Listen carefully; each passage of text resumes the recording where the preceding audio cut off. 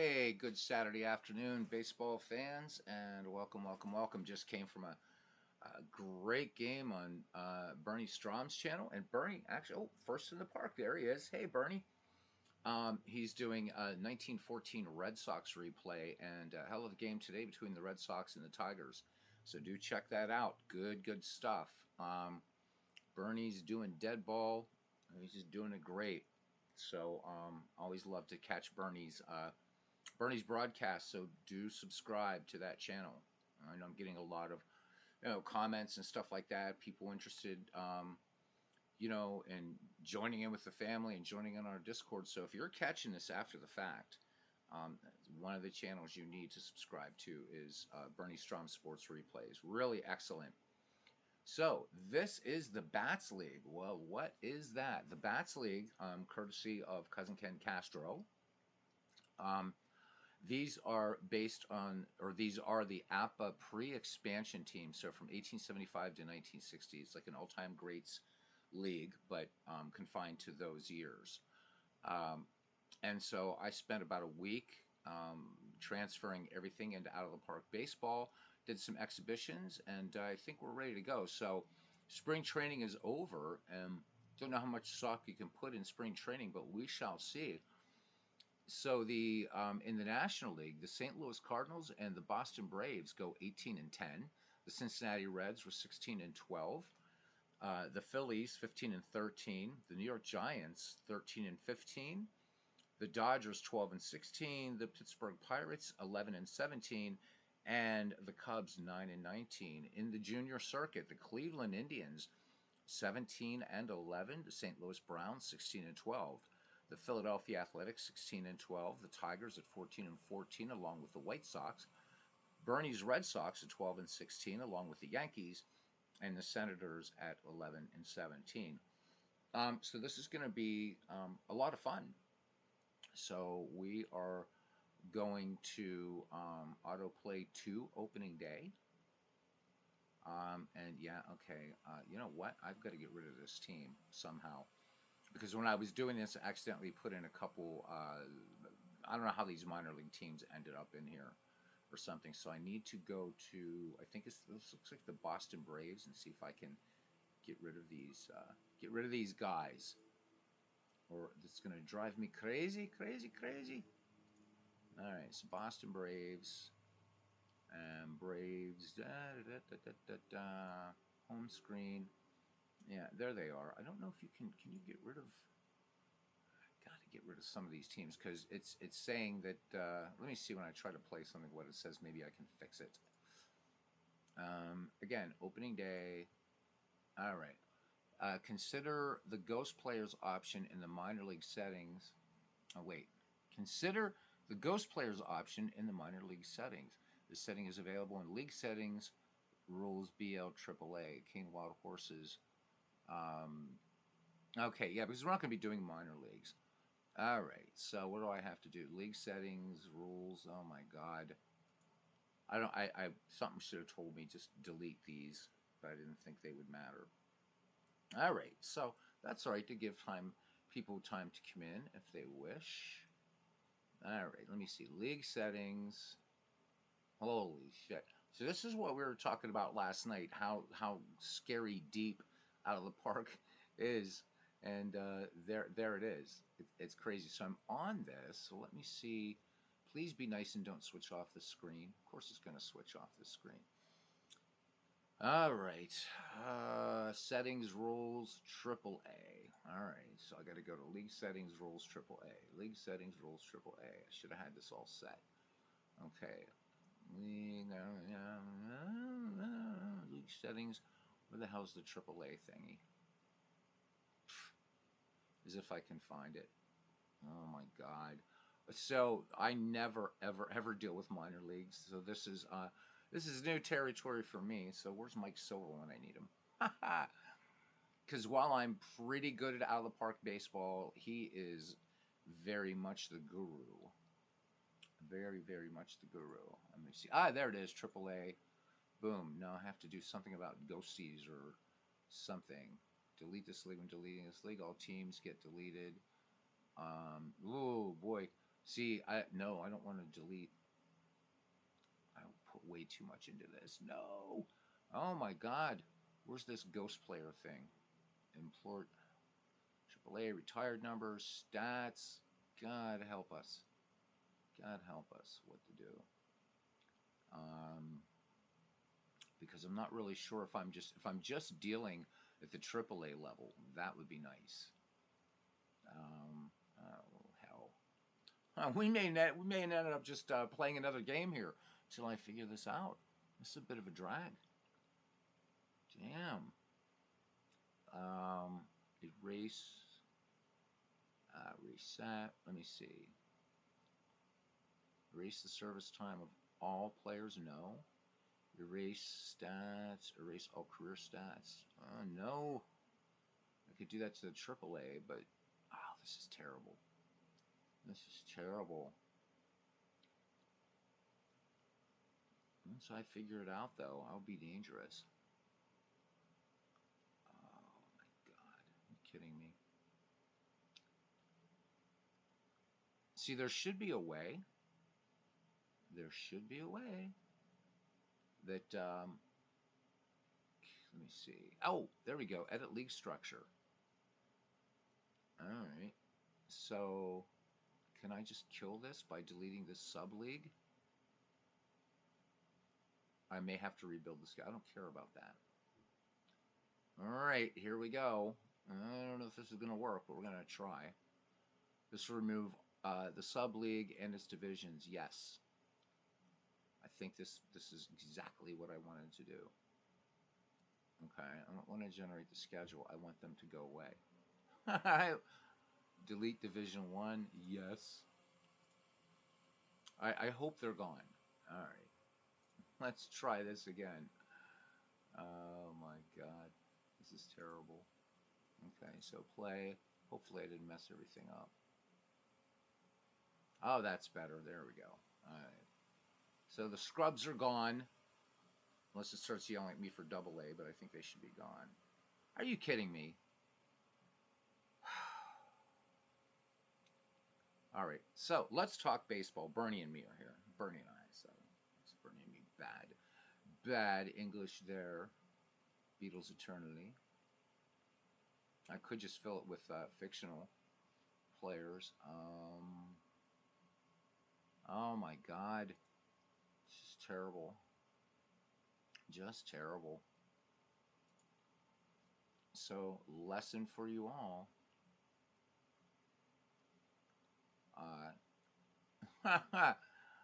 Yeah, because I really don't mess with minor leagues at all. Shit. All right, so I got to go to their home screen again, and the organization. How did I do this? Ah, son of a bitch. You can see here, this was a lot of work. This was a lot of work to do this thing. Hey, we went from 3 to 1. Nice. Nobody wants to watch Beatles Eternally try to figure out something in Out of the Park baseball that I have no idea what I'm doing. So let me see. Can I get rid of? I just want to get rid. There's these 4 teams I need to get rid of. Can I do this? Please tell me I can do this. You know what? I'm going to just fill it with fictional players because who cares, right? All right, that's the Akron Rangers. Scrubs.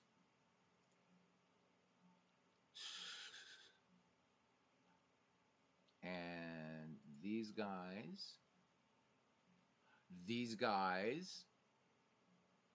Hey, I'm trying to, cousin.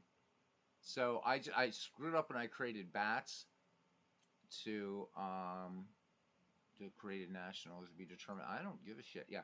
So I don't mess with minor leagues at all in out of the park baseball.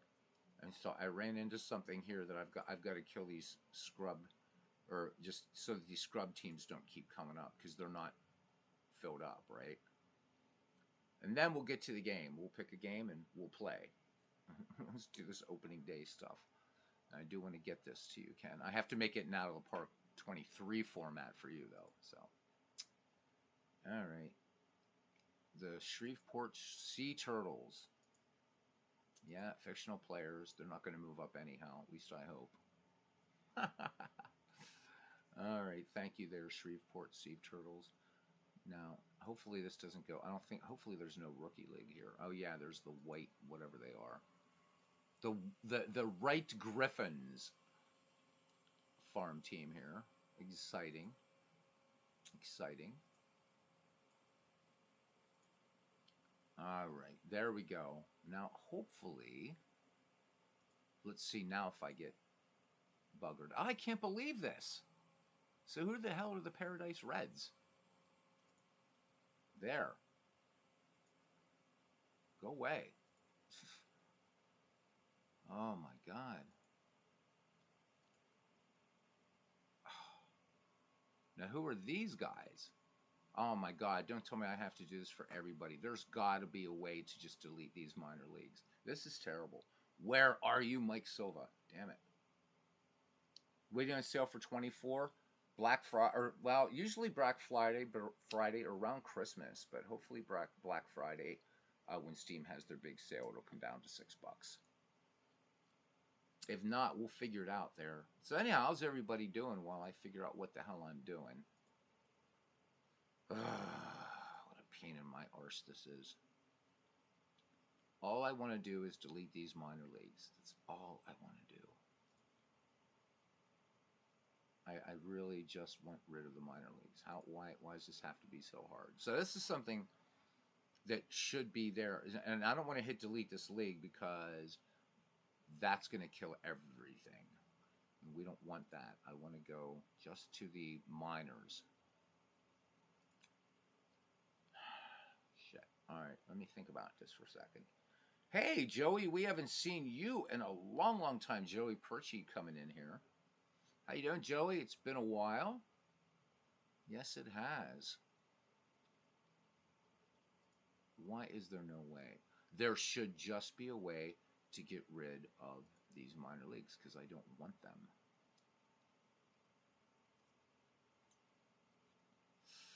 So, I'll tell you what. I've got to look up how to do this because I don't want to hit the wrong buttons. If I hit delete this league, it's going to kill a week's worth of work. So I don't want to do that.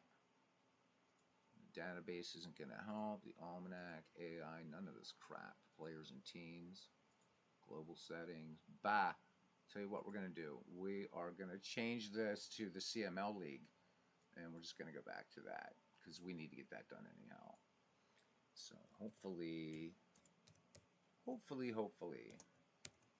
So by a happy bit of whatever, we are going to play in the CML League. So let's load a game. All right, there it is. Boom. We're over halfway in this one at least, and no bloody minor leagues. So, all right.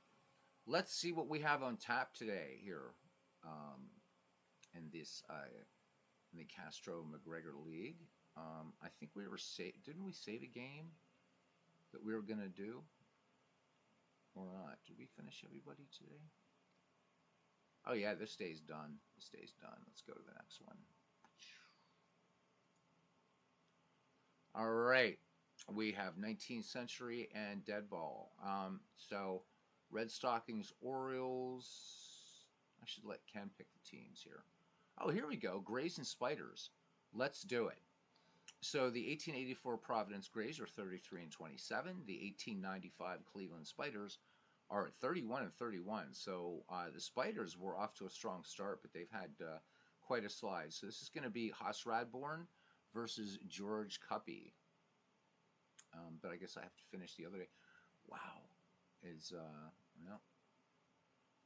Yeah, finished today. There we go. That's what we want to do. That's what you get. All right, here we go. So Radborn and Cuppy. And, yeah.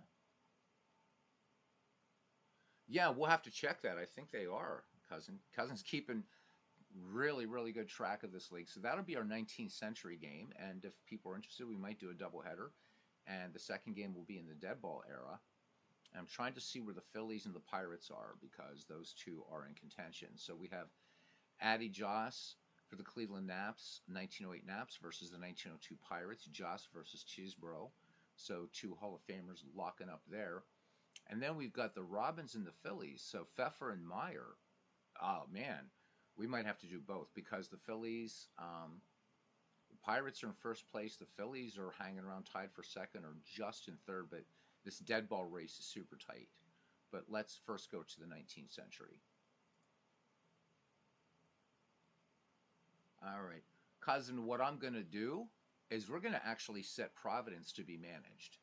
I think that would be fun. So if you're feeling froggy, just throw up the emoticon of whoa, and we'll do that. Otherwise, we'll just play it out like a spectated game. All right. Where's my ballpark view? That's all right. You guys don't expect anything amazing out of me anyhow, and that's what's really good. So there's no pressure.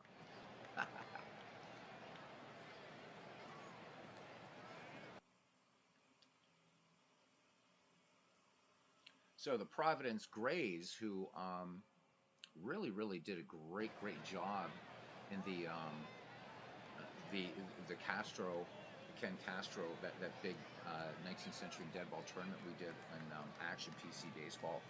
The Grays were tough, they were aggressive, and they've been aggressive here. So let's look at these starting lineups for the Providence Grays. Well, actually, we'll just start it off here as having Cliff Carroll leading off as George Cuffey finishes his wind-up pitches. Let's look at our weather today.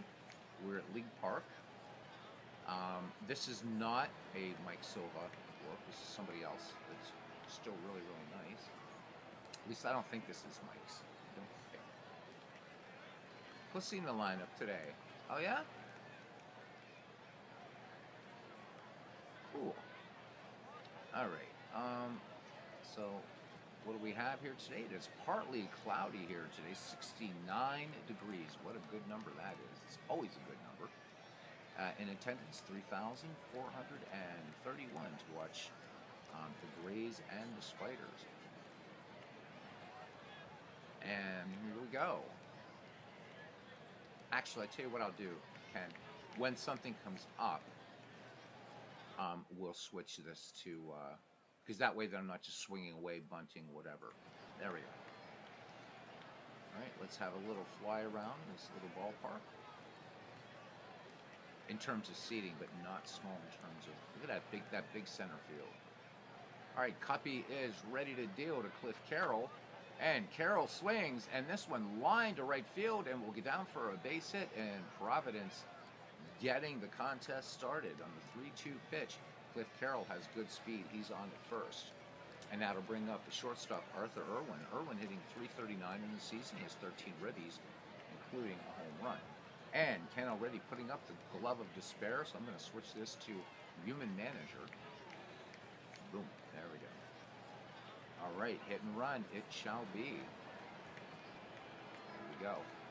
All right, so Carroll has a healthy lead off first. Cuppy, the check of the runner appears in, has the sign. Here's the wind and the pitch. The runner does not get a good jump on the hit and run. This one fouled off, fastball. Count 0-1. We'll keep the hit and run on. This is League Park, Jamie. But it's not. I don't know that this is the Cleveland League Park, because I don't think this is one of Mike's. I think this is one I got from elsewhere because I told Mike that I needed some 19th century stuff, and he had said, "Oh, there's this guy in the forums that did a lot of other parks too." So, but it says League Park 1. If it is the one in Cleveland, which the dimensions wouldn't be right because this out here in left field should go way out, and this should be a short right field porch, and then they built this big screen, and I'm trying to remember who it is. The owner was saying, because it was one of my reads that I do here, saying, "Well, this player won't be able to hit one out of our park," and he promptly player did. All right, hit and run still on until I see anything else. Copy ready. Here's the 0-1 pitch. The runner goes, and swung on, base it up the middle, so the hit and run is successful, and Cliff Carroll is going to make third standing up. So Arthur Irwin at first, Carroll at third, nobody out for the Providence Grays for the center fielder, Paul Hines. Hines is hitting .358 in the season with 28 runs batted in. All right, Cuppy working from the stretch. Irwin, good speed at first. And here is the pitch. And this one swung on. This one fly ball left field. This will not be deep enough to score the runner. So Pussy Tebow in the lineup today, which should make folks happy. Making the catch for one out. Runners remain at first and third here for Jerry Denny. It could be, Jamie. I'll have to look and see if I have some notes somewhere where I got this, but it's a cool looking ballpark. I really like it. And again, I always like this.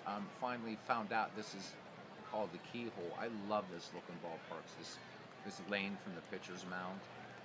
I don't know. There's something about that look. I love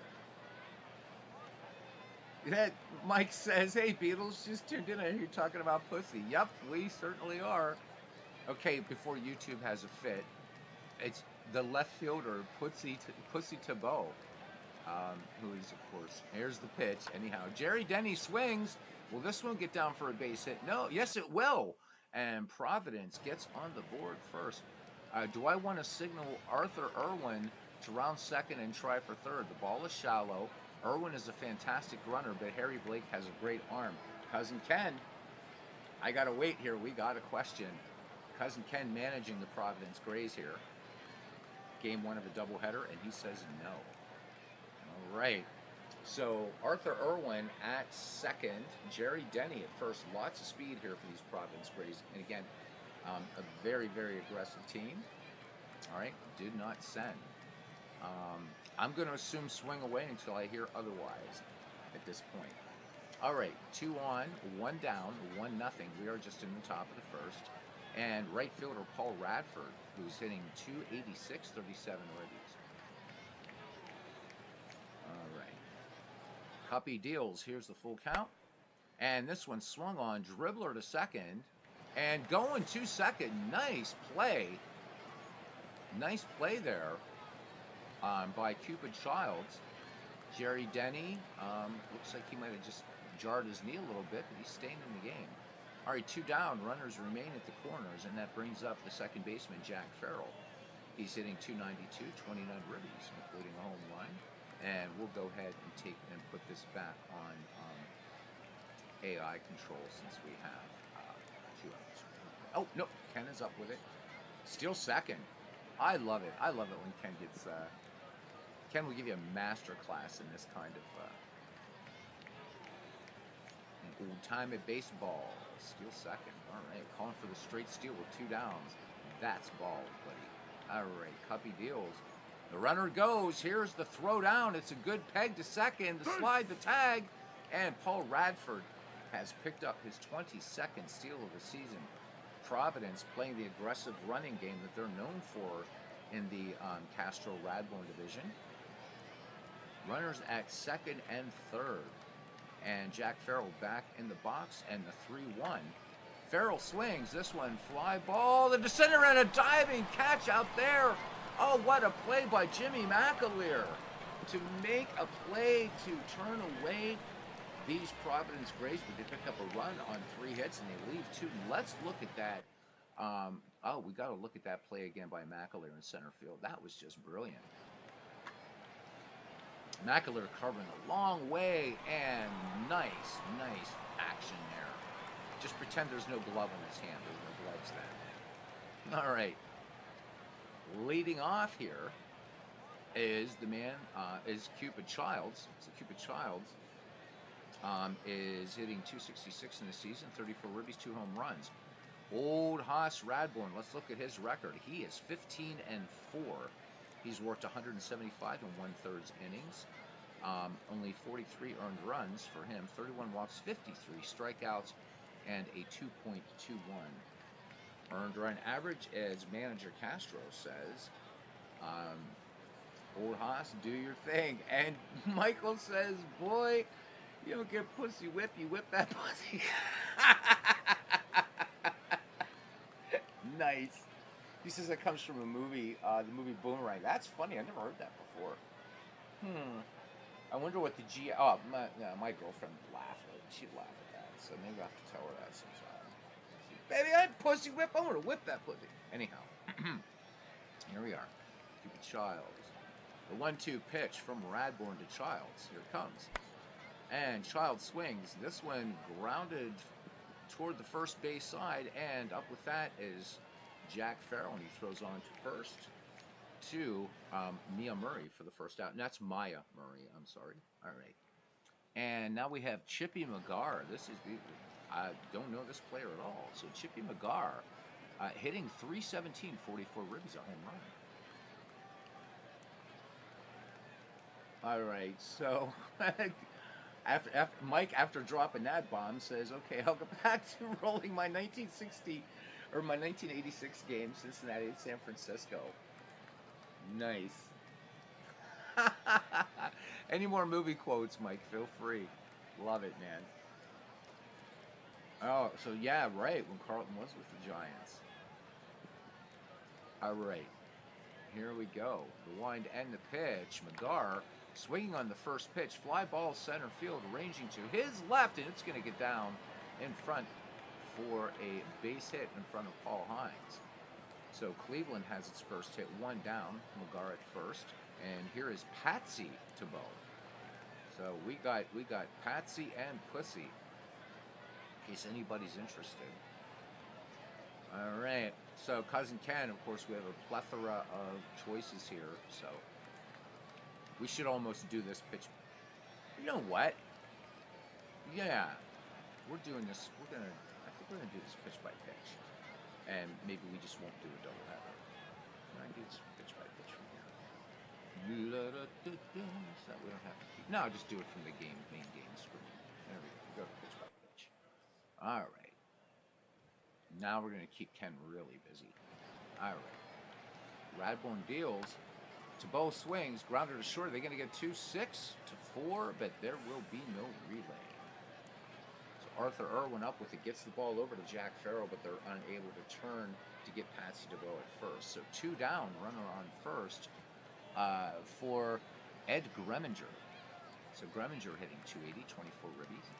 Ken will probably know a lot more of these players than I do. I know, well, the Grays I know, but some of these spiders, yeah, I know Jimmy McAleer, Patsy DeVoe, of course, Cuppy, Cupid Childs, but I'm not too familiar with McGar or Greminger, actually. All right. Radbourne deals to Greminger. And this one is in there for a called strike, so the count 0-1 on Greminger. I forgot I was doing pitch by pitch. Radbourne set to deal. Here's the 0-1. Greminger, this one painting the outside corner. So strike 2. Radbourne picking his spots and getting them. Here we go, the 0-2. And changeup missing just low. Count goes to 1-2 on Greminger. Here's the wind and the delivery. Greminger swings, and this one routine grounder to third. And up with that is Jerry Denny across the diamond to retire the side. So the Cleveland Spiders pick up just a hit, and they do not cash in. They strand one. We go to the top of the second. Providence leads 1-0. Maya Murray will lead it off for the Providence Grays. Murray on the season hitting just 210, 11 ribbies. And I say just 210 for this league. That would actually be below the Mendoza line. Lots of high batting averages on the 19th century side of things. All right, George Cuppy ready to deal. Here's the first pitch. And Murray looks at a fastball inside and low for ball 1. Is that a spam sandwich down the right field line? I have no idea. I hope not. Spam wasn't around yet, right? Oh, man. All right. Here we go. Cuppy deals. Here's the 1-0 delivery. And that one just missing away. So 2 balls, no strikes. 2-0 pitch. That one in there. Called strike. Fastball just hitting the outside corner and up. Copy deals. Here's the 2-1. Pitch in there. The count goes even at 2-2 on Maya Murray. Copy delivers. Murray swings in the 2-2 pitch. Fly ball right field. Ranging over hard to his right and making a fine running catch out there is Harry Blake calling off McAleer. So Jimmy, good range out there, but Harry Blake takes charge. So 1 up, 1 down now. And it brings up the catcher, Sandy Nava. So Barney Gilligan not in today's lineup for the Rays. Sandy Nava hitting .210 with 10 runs batted in. So seeing some limited action, perhaps giving Gilligan some rest. Cuppy deals to the lefty Sandy Nava. And that one in at the knees for strike 1. George Cuppy bringing a little change-up action there. Jamie says, heard their spam sandwich does not have no spam. I love it. I didn't know you were a Python fan. Love it, Jamie. We're going to have a Python broadcast some night. Yeah, I see that. Joe Start, surprisingly, not in the lineup today. I didn't see any injury reports. So, 2 important players not in the Grays lineup today. All right. So, Nava, here's the 0-1. And ball 1. So that one just missing low, borderline pitch. Cuppy not getting the call on that one. Toes the rubber and the 1-1. And Nava looks at the ball inside. So sinker missing. Again, close pitches by Cuppy. That one a little further inside. Looks like he might be trying to establish home plate. Here's the 2-1. And this one swung on. Grounded to third. And routine play for McGar as he fires on to Patsy Tebow for the 5-3 putout. So 2 up, 2 down now for old Haas Radbourne. And don't kid yourself about old Haas, because he could hit. 377 average, 6 runs batted in for old Haas. What about spam here? Oh my God, Mike. Mike is a Python fan too. That's it. I'm in heaven. He's pining for the fjords.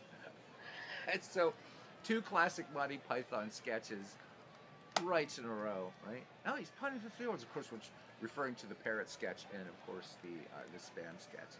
Love it. Oh, what has less spam in it? I love it. Anyhow, too early to try to do Terry Jones. You know, sort of fish weight voice. All right, here's old Haas now. Bases empty, 2 down. The wind and the pitch. And old Haas looks at a fastball low, ball 1. So yeah, Radbourne, great book. Charlie Radbourne, 59 and 84. Excellent book. Pick it up. Good stuff. The 1-0 pitch by old Haas. And this one's gone foul, so the count goes to 1-1. The cheese shop. Oh my God, the cheese shop is amazing. I love the Pythons. They lost a little something when John Cleese left in the final season, but still, just brilliant, brilliant. Love the Pythons, man. 2 of them are gone now, but is it 2? What? Yeah, so Graham Chapman, Terry Jones. I think everybody else is still with us. 1 American among the group. All right, so quick trivia. You got 10 seconds to answer it. Who's the only American in the Monty Python, the main cast? You can't count Connie Booth because she's also American. But the main Pythons was 1 American. All right, the 1-2 pitch to Radbourne. And this one fouled back. Count remains 1-2. Here's the wind and the delivery. And this one, wind out to right field. And this will get down for a base hit. So Providence picks up base hit number 4 of the season. And old Haas not only pitching a shutout here in the early goings, but picks up a base hit. Brings up the top of the order now again for the Providence Grays. Cliff Carroll, who's 1 for 1 in the contest. So, yeah, Jamie's got it right. Terry Gilliam, alumnus of the University of Minnesota. Cuppy deals. And fastball missing. Away for ball 1. 1-0. And that's 2. So fastball missing there. So Cuppy trying to live on the outside of the plate against the lefty Cliff Carroll. The 2-0 pitch. And this one misses low, so sinker missing low and away. So Cuppy could be trying to pitch around Cliff Carroll, but Arthur Irwin is not a guy you necessarily want on base, not with his speed. Let's see what happens here. The 3-0. And that one in there for a called strike. Fastball finding its mark. Again, that one, though, on the outside corner. So see if Cuppy tries to come in on Cliff Carroll on the 3-1. And Carroll, good eye up there, ball 4. So Providence now setting up shop here with 2 on and 2 down. Radbourne at second, Carroll at first, and here's Arthur Irwin, and he is 1 for 1. Here's the pitch. Irwin swings in the first pitch, and this one fouled away on the third base side. Cuppy ready to deal. Yep. Yeah, the Ruddles, absolutely.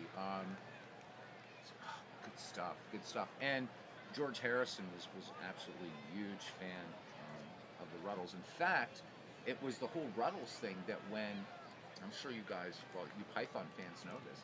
So George Harrison actually provided the financing for Life of Brian. Actually, he actually put up Friar Park, his beautiful, beautiful estate, to guarantee completion of the film. They were so close, the Pythons and the Beatles. So good stuff. All right, here we go. The 0-1 pitch, and this one low away in the changeup. So the count goes to 1-1. Irwin. Hey, there's Big Clue. That's right. Actually, what is this? We're coming up in a couple days, the anniversary of George's passing. The 1-1 pitch.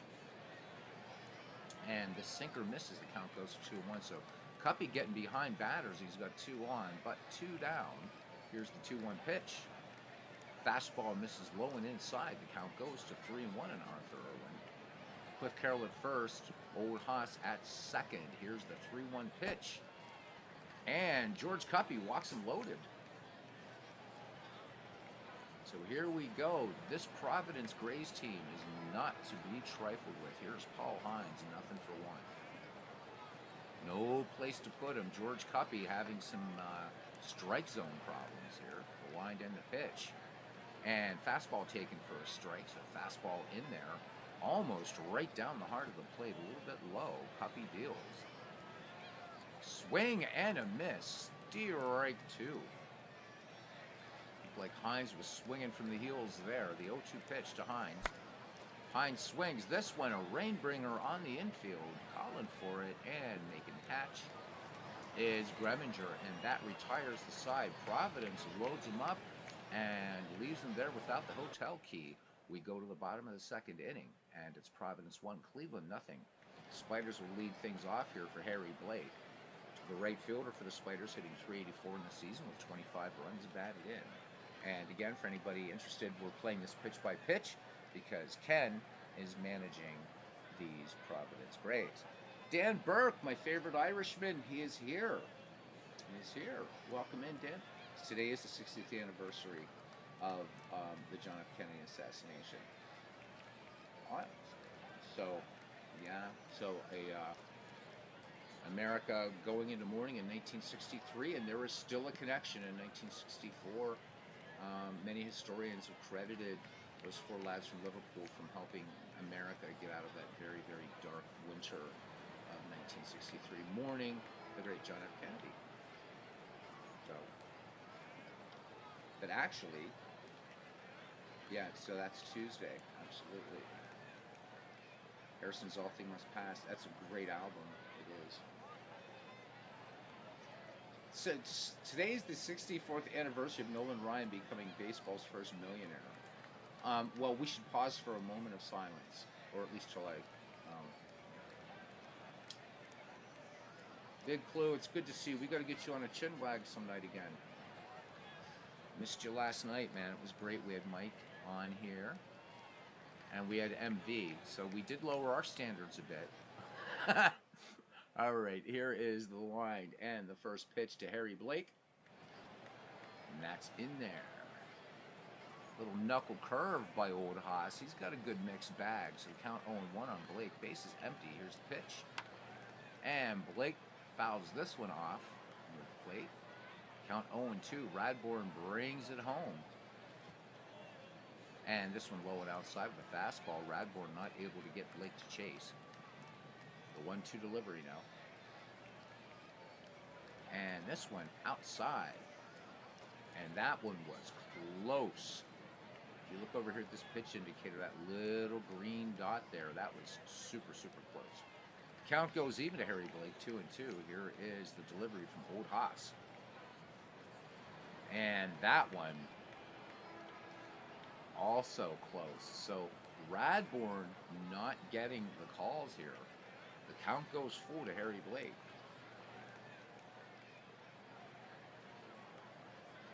Strike 3. And Radbourn gets the fastball in there.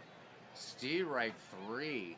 And that was a close pitch. But Radbourn getting the call. Sorry for the bad, wrong picture of Jack O'Connor, guys.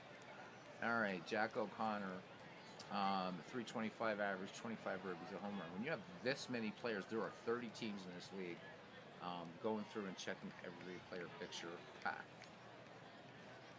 All right, here we go. First pitch in there at the knees for strike 1. Jack O'Connor back in the box. Now Radbourn wheels and deals. O'Connor swings in the 0-1, little dribbler to first. And up with this one is Murray, and he will feed it on to Old Haas for out number 2. Jim brings up Jimmy McAleer. McAleer making a great play in center field back in the first. McAleer on the season as a hitter, hitting .323 with 36 runs batted in, including a round tripper. Mike Silva says, hey, Beatles, is there something with your volume that you keep it down lower? You know what? Somebody talked about that. I don't know what the hell's going on here, man. I don't know what the bloody hell is going on. Because I've got everything cranked on this side. So I guess now I have to work on that too. Damn it. My work is never done. Let me check something. Yeah, man, I'm like totally cranked here. This is terrible. I don't know, man. My sound card might be acting up or something. I have no clue. I have no idea. So I'm sorry. Oh, no. No, I don't want it to be lower. Damn it. So, you know. All right. Here's Jimmy McAleer. And the pitch with the bases empty. Oh, and Old Haas hits Jimmy McAleer. So maybe, just maybe, a little bit of retaliation for making a great play out of center field. So McAleer gets hit with a Charlie Radbourn fastball. Old Haas just kind of grinning under the mustachio. And here he is, the player for which everyone has been waiting, Pussy Thibault. Yes, that is Pussy Thibault. And Cousin Ken is talking for a pitch out. Jimmy McAleer does have some pretty good speed there at first. All right.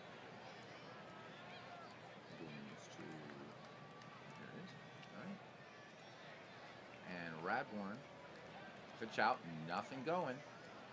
Count 1-0. So 19th century baseball here today. Welcome in, guys. That Thibault isn't patsy footing around. Bernie says, last night your sound was normal. Michael at MV's mic volume was loud. So I just picked up a new synthesizer and running things through. I had to change some sound settings. That might be the issue because I had loaded in a different sound driver, and I'm guessing that's what it is. So I'm going to fix that after the game, and then when we do another game, hopefully things will be better. I just remembered that now. That I'm not using the same sound driver as I had been. Music. I will speak up. All right. The 1-0 pitch. And fastball in there for a strike. So Radbourn plunking Jimmy McAleer on first, 2 down. Radbourn deals the 1-1 pitch. And that one missing low. Ball 2. The count goes to 2-1 on Pussy Thibault. What a name. Screwball in there for strike 2. So Radbourne not having control problems at all. Total mastery of the plate right now. The 2-2 pitch. And he tried to hold up, but Pussy Thibault, nope, he did. So the count goes full. That one was close. Another borderline pitch. So we only have one umpire today. The 3-2 pitch. And Thibault gets all of this one. This is going to go down and hit the Salada sign there in left field. And coming around to score to tie up this game is going to be Jimmy McAleer. So the 1895 Cleveland Spiders tie it up here in the bottom of the second inning. It's Providence 1 and Cleveland 1. Synthesizer. You were thinking it might be the tavern who's responsible. Picked up, it's an instrument called Galaxius from Roland, and this thing is supremely powerful. So I just have to remember to set my sound settings back. All right. That being said, here is George Cuppy. Pitcher hitting .340. He's got 11 runs batted in on the season. Pussy Thibault on at second with an RBI double. The pitch. And that one in there. Upfield, we'll go to batter by batter. Batter by batter call for a little bit until I see the glove of despair. I like doing pitch by pitch, but there we go. Back to game action. Radbourne deals. And this one dribbled to second. This should be the end of the inning. Indeed, it is, as Farrell fires on to first for the final out. But the Cleveland Spiders pick up a run and one hit. There were no errors. One left. We are knotted at one. We head to the top of the third inning. And it will be Jerry Denny, Paul Radford, Farrell. Jerry Denny with a very modern-sounding baseball name. 1 for 1 with one run batted in this game. George Cuppy had some control problems, so Providence will be looking for that to see if they can jump all over him. Here's the 0-1 delivery to Jerry Denny. And Denny swings, and this one popped on the infield, going out on the grass, now back in on the dirt, and pulling it down is shortstop Ed Greminger. So one away for the right fielder, Paul Radford. The 0-1 pitch from Cuppy to Radford. Radford cuts on this one, comebacker to the mound, and nice play there by George Cuppy for the second out. Jack Farrell now will have a go. He is 0 for 1 in the game. The 2-1 delivery. And Farrell swings, and nothing but just a little looper. And it's going to be the Ed Greminger show as he makes the snag for the final out.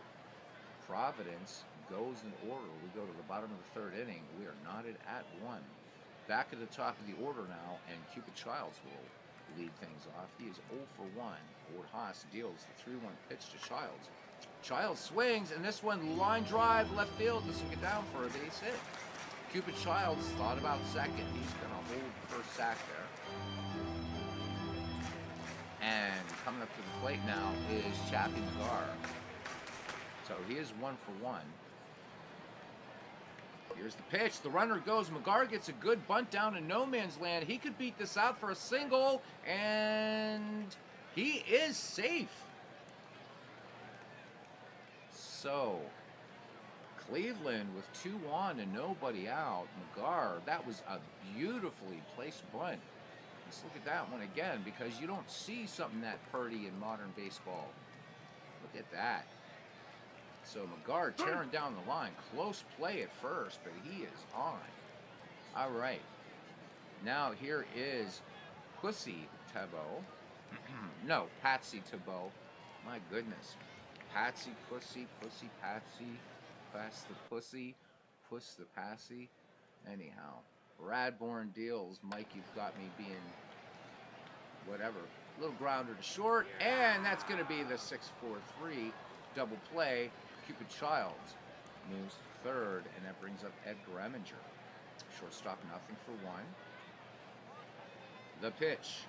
Strike three. Swing and a miss. Strike three. So the Spiders leave one in scoring position. We head to the top of the fourth inning. We are scored 1-1. They should have named Patsy Dickey. Oh. Voices from 1986. Mike Silva, ladies and gentlemen. He's here all week. Try the fish wings. Maya Murray, Sandy Nava, and Old Hoss Radbourne due up for the Providence Grays. Cuppy with the 0-1 delivery to Maya Murray. Murray swings. This one a high fly ball to right field, but it's not going to be deep enough, as Harry Blake will make the put out. Sandy Nava now. Nothing for one. Pocket pennant run comes out December 1st, guys. Pocket pennant run 3. Nava swings. Long fly ball out to left field. And that one caught right in front of the Algonquin Hotel sign in left field. So 2 away for Old Hoss Radbourne, who's 1 for 1. The 1-0 delivery to Old Hoss. And Old Hoss swings. And that one slashed into the hole on the left-hand side. And Old Hoss is aboard for his second hit of the day. There's no stopping the great Old Hoss Radbourne, who has some speed. Brings up Cliff Carroll now. We're back at the top of the order for these Providence Grays. Carroll was a perfect 1 for 1. As MV comes in. How you doing, MV? Wow. MV 2 days in a row. And whoa.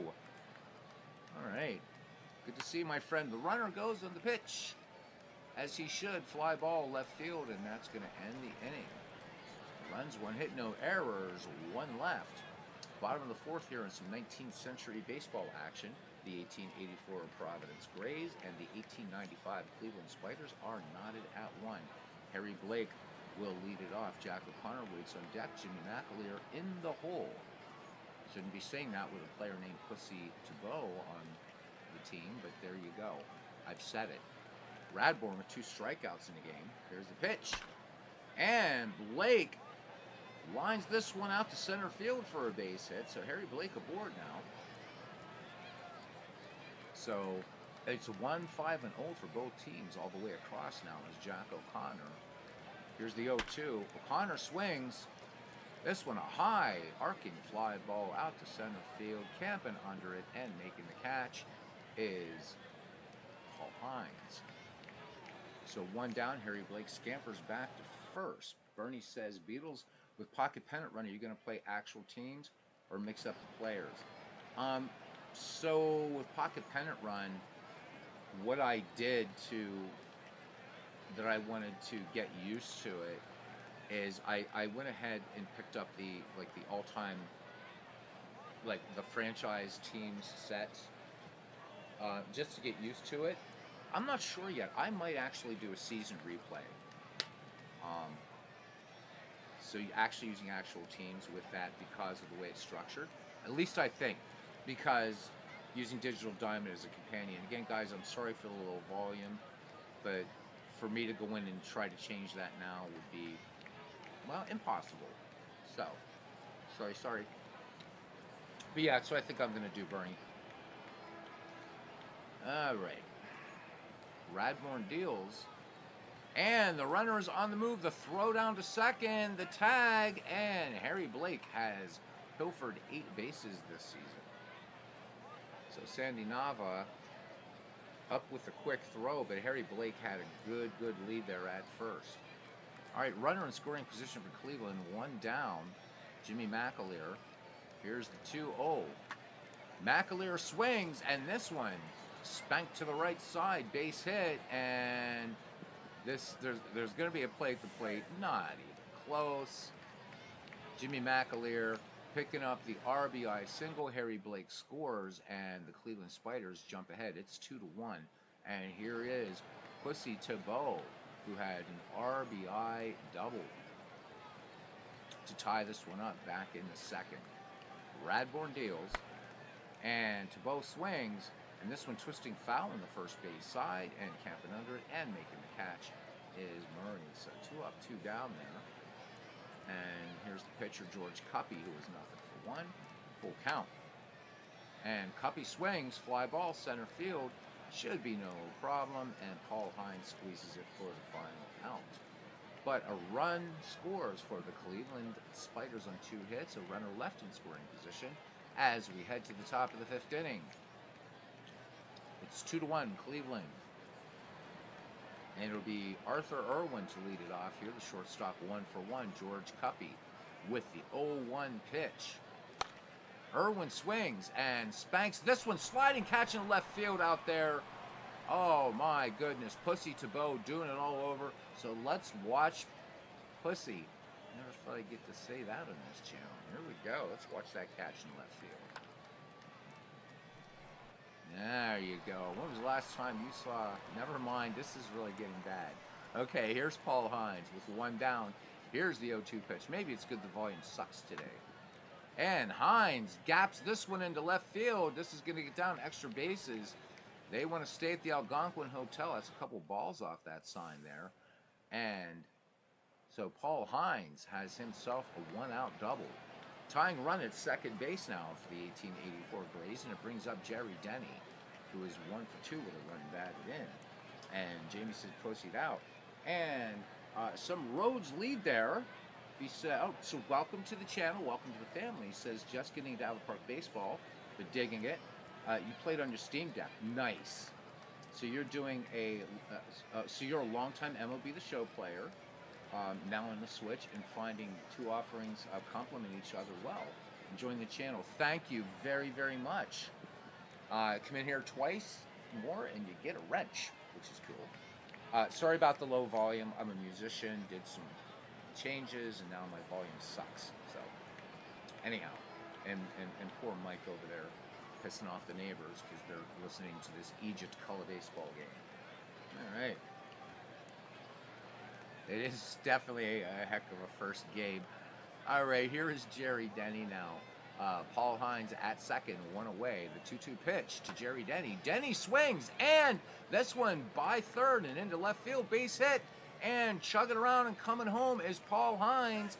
And in the top of the 5th inning, the Providence Grays tie things up. It is now 2-2. So manager cousin Ken Castro telling these boys, giving them some incentive, said, I am not going to place the beer keg between third and home until you guys actually start running. And that was a thing back in the day. Not so much in the majors, but in sort of just town leagues and town teams, they would actually put a keg of beer at third base. Pretty funny stuff. Gotta love it. Hey, there's Legends Sports Universe. Welcome in, Legends. Legends, not sure, he said, wasn't sure when his next broadcast would be. Looking forward to it. You guys missed a banger last night. Good stuff. And we're going to send Jerry Denny. Okay. And some Rhodes lead there. I love that. Love your name, man, by the way. Thanking Mike for all his ballparks. Yeah, it's definitely a love fest. Let me switch this up here. And well deserved. Well deserved. All right, let's set this to human for Cousin Ken, and we're going to send Jerry Denny. All right. George Cuppy ready to deal now to Paul Radford, who is 0-for-2 in the contest. Cuppy ready to twirl. Here's the pitch, and the runner goes. And up with it, the throw down to second, the slide, the tag, and the dust settles. And Jerry Denny has stolen 22 bases on the season. All right. So we're going to switch our options back once again.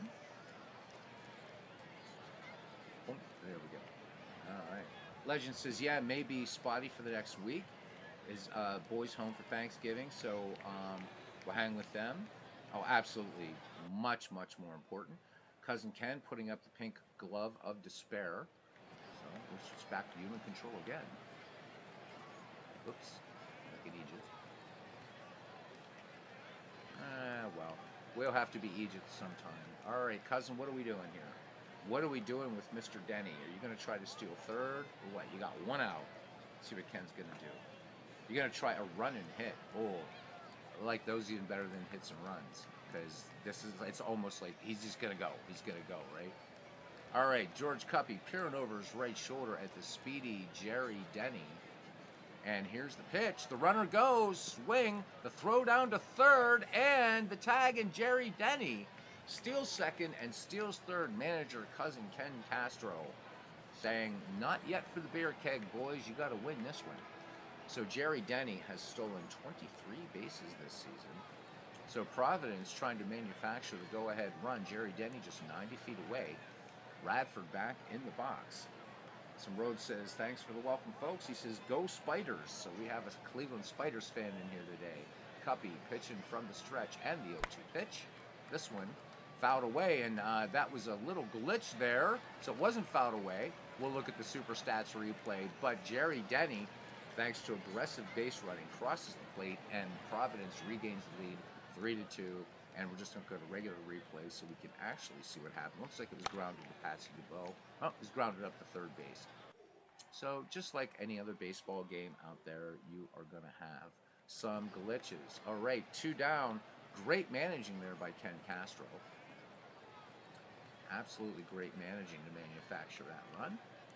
And get back to AI control until Ken throws up the pink glove of despair once again, and I apologize for the low quality of the sound, guys.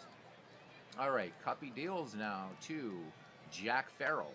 Jack Farrell swings. This one twisting foul on the right-hand side, and making the catch is Harry Blake. Inning over, but the Providence Grays, thanks to the aggressive base running of Jerry Denny, manufacture a run. We go to the bottom of the 5th inning. The 1884 Grays 3, the 1895 Spiders. Game 1 of a doubleheader.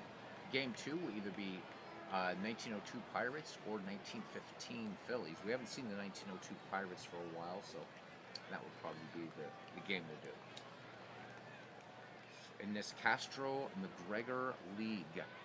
All right, Cupid Child's back at the top of the order now for these 1895 Spiders, who a lot of people think of the 1899 Spiders, and they weren't very good because the roster got raided. But these Cleveland Spiders actually, for the other years in the 1890s, a very, very tough team in contention for most of that decade. So I know Dave Gardner out there loves the Spiders, so should have Dave take one of these earlier Spiders team and manage them, because they would finish second, so that'd be a fun little challenge. Kind of like what Bernie's doing with the 1914 Red Sox. The 2-2 pitch, and this one rolled to short, and bending it over, and picking it up is Arthur Irwin. Fires onto Maya Murray for the 6-3 putout. 1 up, 1 down. So Bernie is replaying the 1914 Red Sox. They finished second place that year. He wants to try to take them all the way. All right, here's Chippy McGarr. Perfect 2 for 2 today. The 3-1 pitch to McGarr. And McGarr chops on this one. 2 Hopper out to second. And that was a kind of a low throw. But Jack Farrell making a nice recovery, though. Almost got away from Maya Murray. So good play there on the 4-3. All right, 2 away now for Patsy DeBow. Got to keep our Patsies and our pussies straight. The 2-1 pitch now to Patsy DeBow. Lined into a double play last time. This one a slow roller to third. DeBow is going to have himself. Oh, they get him by a gnat's eyelash. All right, so Cleveland, good morning, good afternoon, good night. We go to the top of the 6th. The Grays holding on to a 3-2 lead. Maya Murray, Sandy Nava, and Old Haas Radborn due up. So Legends telling us, small pocket of time, so he's doing some Madden project work with some baseball in the background. And he's also listening to me, which is really nice. So he has baseball and Beatles Eternal. Gotta love it. So for those who do not know, and this would be for Some Roads League there, new to the channel. So Legends Sports Universe, which if you haven't, you should definitely subscribe to his channel since you were an MLB The Show player, and see what he is doing with MLB The Show. It's amazing. His Franchise Sports Baseball League, or Franchise Stars Baseball League. It's an all-time greats league, unlike anything you've probably ever seen. But the Madden project, he's doing that for, I don't know, the name of the game, I guess, is Madden Football or something like that. I'm not a football fan, but he's doing incredible work there too. So check out Legend Sports Universe. It covers baseball, football, hockey, and basketball. And who knows, maybe curling at some point. I don't know, but all kinds of good stuff. You just finished your payoff. Mike, I've told you, I've told you a billion times, it's not about the game on my channel. Hey, Sakuni, welcome back. All right, here we go. George Cuppy will pitch to Maya Murray. Here is the delivery. Lined out last time. Murray sends this one out to center field, but it's not going to have the distance. And setting up a campfire, roasting a few marshmallows, is Jimmy McAleer. McAleer with excellent range out there in center field. 1 up, 1 down now for Sandy Nava, getting the start over Barney Gilligan today for the 1884 Grays. Cuppy with a 2-1 delivery. And this one, just a lazy fly ball out to right field. And making the catch is Harry Blake. So 2 up, 2 down now for Old Haas. Old Haas 2 for 2 in the game. The 1-0 delivery to Old Haas. Radbourn swings, and this one a solid one, but nope. Making that catch out there, Jimmy McAleer, the place where extra base hits go to die. No runs, no hits, no errors. We go to the bottom of the 6th inning. Providence 3, Cleveland 2. Ed Greminger, Harry Blake, and Jack O'Connor due up for the 1895 Cleveland Spiders. Old Haas right now has pitched, he's worked 5. Old Haas, he says, pitch counts, hold my beer. He's only thrown 68 innings. That's nothing for us. All right, here's the wind and the delivery. And Greminger sends this one out to center field. It's got some distance. Greminger might have himself at least a triple. We'll see. Greminger is going for 3. And no need to slide. Ed, you're in there. Bottom of the 6th. And Ed Greminger with a leadoff triple. And here is Harry Blake now. Harry Blake is 1 for 2. Radbourn from the stretch and the 3-0 to Blake. And Blake will take this one low and inside for ball 4. So Cleveland mounting a threat here. Radbourn is going to try to work out as he faces O'Connor. Jimmy McAleer waits on deck. Nobody out. 3-2 Providence lead. Radbourn from the stretch. And the 1-1 pitch. And O'Connor swings. This is going to get a run in. Could, yep, down there for a base hit. Cleveland ties it here in the bottom of the 6th inning. So Ed Greminger scores after the triple. Blake moves to second. RBI single by Jack O'Connor. And we got us a ball game here. Providence and Cleveland tied at 3. Jimmy McAleer, who's made some nice plays out in center, including a brilliant catch early in the game. Radbourn deals the 0-1 delivery. And he shows bunt, fouls this one away. The count 0-2. The wind and the pitch. Swing and a miss. So Old Haas picking up strikeout number 3. Legend says, oh my God, I missed the hand of despair. Oh my God. Sorry about that, Cousin Ken. Don't know what you wanted to do on that, but oops. Legend says he puts his pants on one leg at a time, just like everyone else. But once they're on, he says, I make gold records. Love it. More cowbell. There we go. We're going back. So Big Clue started all this, didn't he? Just saw a trailer for Dune 2, and the Emperor's played by Christopher Walken. Oh my God, no way. That's going to be funny. That's going to be funny. Love Christopher Walken, man. Funny. Rare to see him, I mean, because even in a serious role, Walken makes it funny. The only time I've ever seen him play, well, not only Deer Hunter, but recently watched Kill the Irishman. Very, very good mob movie about Danny Green and the Cleveland, took on the Cleveland mob. And Walken plays loan shark Chandra Burns in it, and actually doesn't really have any funny lines in it. Walken playing that one pretty straight, but I love Christopher Walken. All right, here's Pussy to Bo, right? We should have a Pussy to Bo league, but YouTube would have a cow. He's 1 for 2 with a run batted in. Harry Blake at second, Jack O'Connor at first. 1-2 pitch. And Pussy swings 6-4-3. The inning double play. That was a room service bounce, whatever there was. But the Cleveland Spiders pick up the run on 2 hits. They strand out. We go to the top, up to 7. And we are knotted at 3. And it'll be Cliff Carroll, Arthur Irwin, and Paul Hines, the number 1, 2, 3 hitters in this Providence Grays order. Pussy to go. Sounds like a thriving business. It sure does, right? Hey, Joe, welcome in, man. Welcome in, buddy. Some Roads Leader says he's playing pitch by pitch and MLB The Show seasons. Yeah, that's the way I like to play it too. I think doing quick counts is cheating. He says it's a marathon in September on your second season. I appreciate the way I can rip through out of the park games with the at bat outcome. With the at bat outcomes. Yeah. Mike Silva, now of course needing to make a James Bond reference, says he thinks Pussy Tabot is a distant cousin to Pussy Galore. I think Pussy Galore was a lot better looking, though. All right, here we go. George Cuppy, who is sans photo, ready to deal to Cliff Carroll. And the count full to Carroll. And he swings, and this one's just a dribbler back to the mound. And George Cuppy with a high throw to first for the out. Patsy Tabot putting it down. God. All right. Hopefully no, we won't. The 1902 Pirates don't have anybody named Pussy on their team. But, yeah. All right. Anyhow. So, I want to play a game with the Tigers where they have George Moriarty, and I need a team with Tommy Holmes. So that way we can have Holmes and Moriarty. There you go. I'll just leave it at that. Wasn't meant to be funny, just a literary illusion. All right.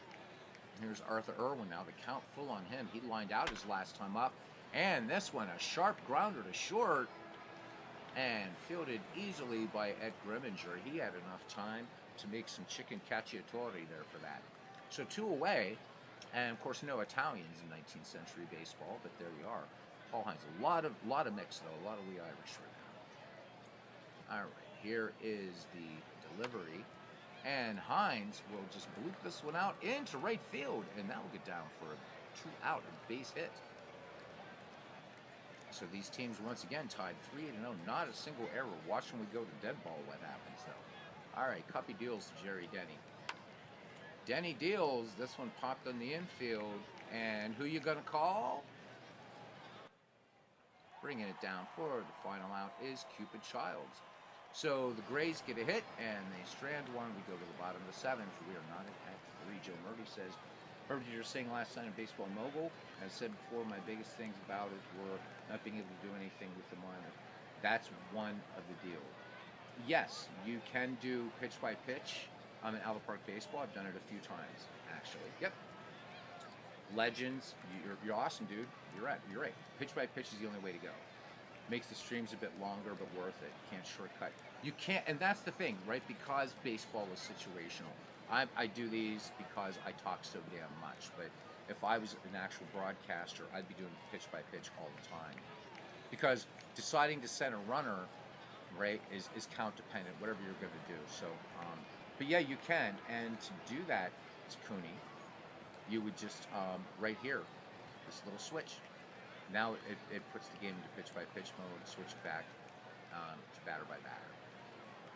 All right, George Cuppy will lead things off in the back of the top of the order. Cupid Childs and Chippy Nagar. George Cuppy, 0-for-2, and we have not done a player of note. So we'll save that for the night tap, I guess, because we're almost done with this one. Deals. Here's the 2-1 pitch. And Cuppy swings. This one a little bounded to first base. And getting his hands on it is Maya Murray. And he will feed it on over to Old Haas for the 3-1 putout. So 1 up, 1 down. Back at the top of the order now for Cupid Childs. Childs 1 for 3 in the game. Rounded out his last time up. Childs cuts on this one. And nice stop by second baseman Jack Farrell, but unable to make the play. And Childs with good speeds makes it to first. So a good play out there by Farrell, nonetheless. All right, 1 down. The speedy Cupid Childs at first for Chippy Magar. He is 2 for 3. And this one grounded to third. Only play will be the first for Jerry Denny. Cupid Childs moves into scoring position. Tied at 3 here in the bottom of the 7th inning. Patsy Tabot. Big Clues says, I soon do figure out how to do the expansion drafting in Out of Park Baseball, and Jeremy Murdy would love to see a video on it. There you go. No player note on Pussy. Well, I'll tell you what, he is not going to be. He's not going to be on the Biographical Baseball Encyclopedia. I could probably find 2 or 3 blurbs on him on Saber, I guess, or we could just prevail upon Cousin Ken. and then we'll just everybody can read it right there. Some roads lead there says he says, yeah, I love the show and the pitch by pitch battles. I've considered using the advanced count option. I just felt it'd be shortcomings the whole time. Yeah, I think for especially for MLB the show, I think you just got to play that pitch by pitch. I know it's the only way I play it, and I've only been playing offline now. When Legends takes his little couple weeks off from baseball, I'll do a couple games on the channel, just letting the two included Egypts make the call because I don't want to copy what he's doing, what Legends is doing, because it's just special, it's cool. But yeah, I totally agree. Bradford Fields, 1-2 pitch, fly ball right field and down between the hands of Paul Radford. We go to the top of the 8th inning as the Gloman sets in here. And we are knotted at 3. It'll be Paul Radford, Jack Farrell, and Maya Murray due up for Ken Castro's Providence Grays. The 2-2 pitch. Radford with an RBI last time. This one just a one-hopper to short. Greminger with plenty of time and a good peg to first just to put a little period on it. So 1 up, 1 down now. Jack Farrell, nothing for 3. The 3-0 delivery to Farrell. Farrell lays off, looks at ball 4. This one missing low and inside.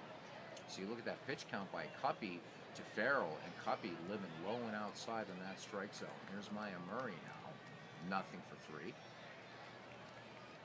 And the runner goes. The throw down to second. And what have we said about these Providence Grays?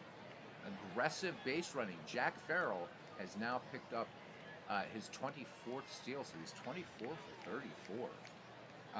Ken Castro giving us the big biographical, giving us the scuttlebutt here, and Pussy Tebow was 3 for 6 lifetime. So there you go, right? The man had a 500 lifetime batting average and has a double in today's game. Gotta love it. All right. I feel like they would do more seasons. Yeah. All right, now I see 2 gloves of despair going up. I get you. I get you, cousin. I get you. All right, set to human control and back to the game. All right, cousin.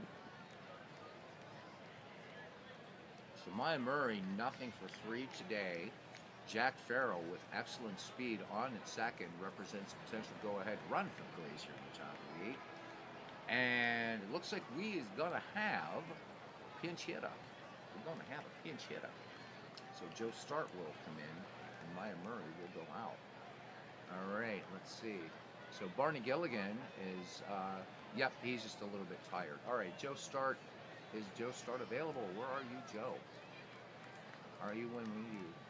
Where have you gone, Joe DiMaggio? The nation turns its lonely eyes to you. Where the hell is Joe Start?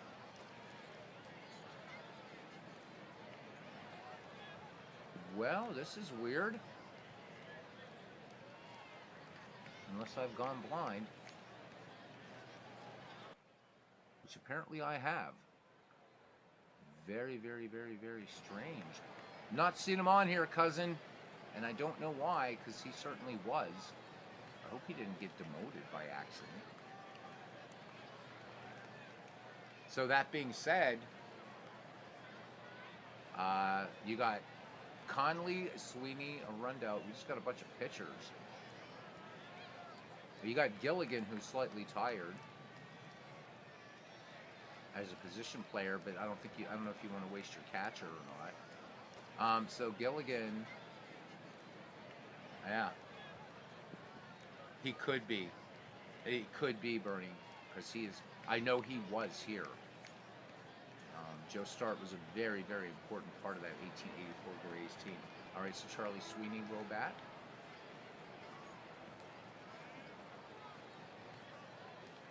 All right, so we have us a pinch hitter. All right, I'm going to leave this on human control. I guess we're swinging away, cousin. I'll wait for your good word. Because with Ken, you never know. You never know. when we were doing the first McGreevy League, he was doing some gutsy plays. All right, swing away. Cuppy deals. Here's the 3-0 pitch. And Cousin Ken Castro looking like a genius. Charlie Sweeney picking up the walk. Sweeney and Radbourne, not a lot of love there.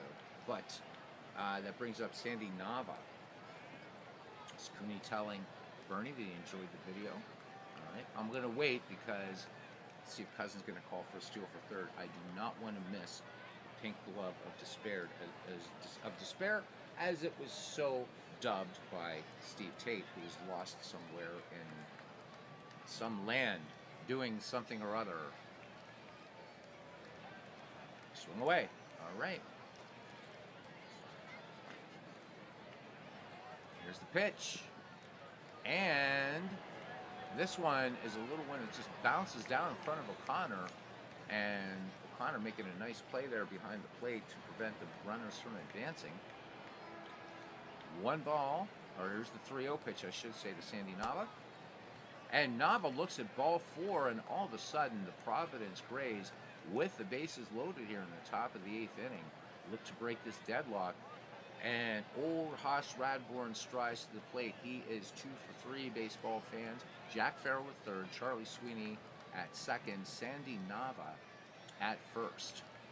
No place for George Cuppy to put him. Cuppy looking for the double play ball here. The 0-1 pitch. Radbourne swings, fly ball, center field. This should be enough to break the tie. Do we want to signal Jack Farrell to tag up from third? McAleer normal arm, and Farrell's a fantastic runner. I say yes, Cousin Ken, but we'll wait and see what you say. I mean, I think yes. Of course. And there we go. So Providence now recaptures the lead in this seesaw affair. It's 4-3, 1884 Grays over the 1895 Cleveland Spiders. Charlie Sweeney at third, Sandy Nava at second, and we're back at the top of the order now for Providence and left fielder Cliff Carroll, who is 1 for 3. First base open. We'll see what Cuppy decides to do with Arthur Irwin on deck and 2 down. The wind and the 1-2 pitch, and this one a dribbler to third. And it looks like bobbled the throw, and Carroll with the infield hit. Charlie Sweeney comes in to score, and Providence now adding some insurance. So McGar picks up the error in E5. We'll have a quick look at that, just regular play-by-play. Yeah, little bumble there. I thought at first he tagged the runner coming into third, but charged with the error and another run in. So Providence plating 2 here in the top of the 8th inning. And standing in there now is Arthur Irwin. Runners at first and third. Cliff Carroll at first. Sandy Nava at third. 2 away. Cuppy peers in, and he has the sign from catcher Jack O'Connor. Here's the wind and the pitch. And this one swung on, just a grounder to first, and Patsy DeBow takes care of it. However, the 1884 Grays pick up 2 big runs, and we head to the bottom of the 8th inning, and I now have an incomplete lineup. Of course I do. What the hell? So Charlie Sweeney, I don't know what else he can play, Cousin. Sweeney, we want to put Sweeney at first, all right? Because I don't know what he's rated at. All right, he's in. All right, back to, let's go to options, and let's set this back to AI control. All right. So Ald Haas now, who struck out 3, walked 1. He will face Greminger, Blake, and O'Connor here in the bottom of the 8th inning. So big cushion here. But these teams battling it out big time, still in contention. Here's the 0-1 pitch to Greminger, tripled back in the 6th. Greminger will hop this one, and on the short hop at third, Jerry Denny making a nice play at the hot corner and fires out Greminger at first. So 1 away now for Harry Blake. Blake 1 for 2. The 2-1 pitch coming to Blake. Blake walked his last time up. He swings, and high fly ball, medium center, and bringing it in is Paul Hines. So 2 up, 2 down now for Jack O'Connor. He of the wrong picture. He is 1 for 3 with a run batted in. The pitch. O'Connor swings, and this one, a low liner to center, and this will get down for a base hit. So O'Connor puts the Cleveland Spiders in double digits and hits, now at 10. And here's Jimmy McAleer. McAleer looking to try to cash in here a little bit. McAleer having a good day overall in the field and at the dish. He's 1 for 2, and he's batted 1 in. O'Connor, aggressive lead off of first. The 1-2 pitch. And McAleer swings, and this one a slow bounder to third. McAleer with good speed has himself an infield single. That's the 11th hit for the 1895 Cleveland Spiders. And it brings up Pussy Tebow. All right, Ken's talking about pitching aggressively here. We can do that. We can definitely do that. As soon as I remember to stop doing that. Yeah. All right.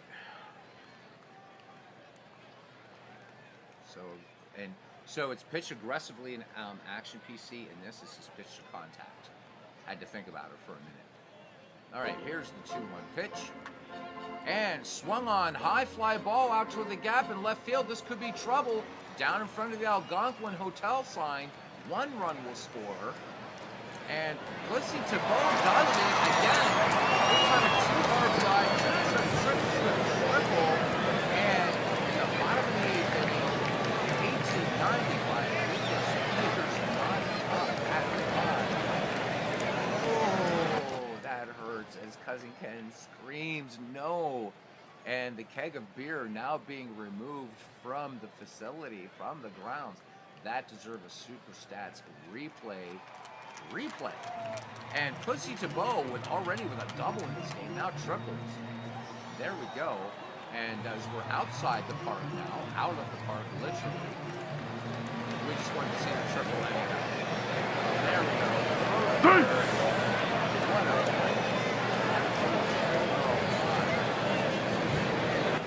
That one hurt. Regular this one. So Pussy Tebow is saying, that's right, I might have been 3 for 6 in my career, but look at me today. 2 runs, 3 back.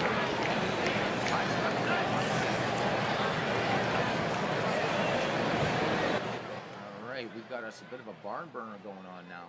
Tebow at third, and it brings up George Cuppy, the pitcher.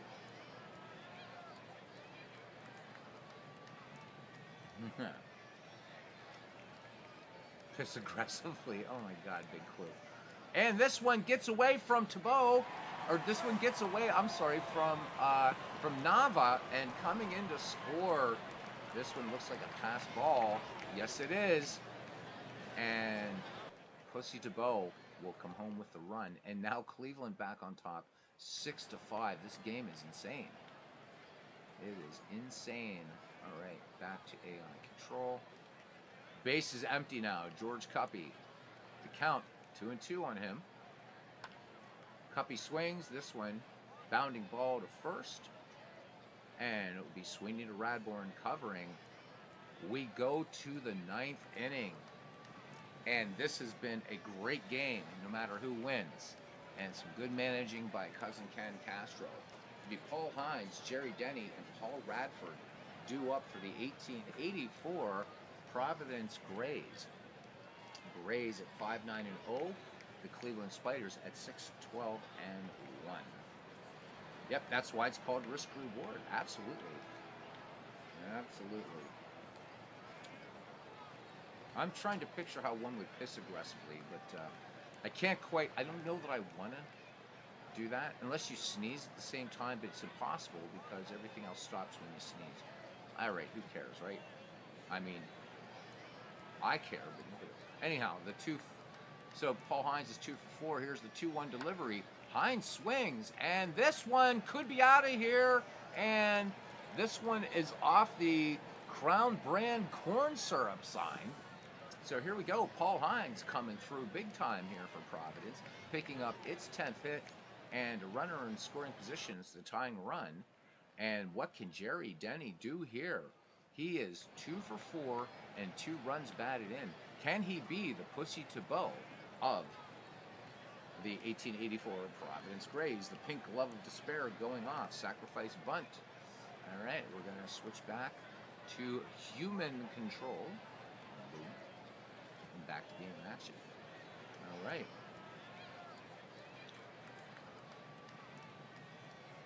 Copy deals. And the bunt gets down. It's a good one out in front of the plate. Copy up with it. He will throw to first for the out. And Providence looking for the tie here. Paul Hines now just 90 feet away. And it brings up Paul Radford. Mike Silva, bite me. He says, just finished rolling a second game just now.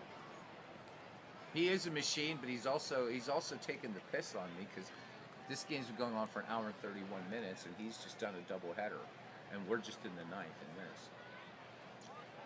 Ah, Mike, welcome to my diseased mind. And my bad volume. There we go. Yeah. All right. Ken Castro says, we just had a discussion about finishing too fast, Michael. Nice. All right, cousin, you got Paul Radford up. Radford is 0 for 4 with the run batted, and you got Hines at third, one down. What you want to do?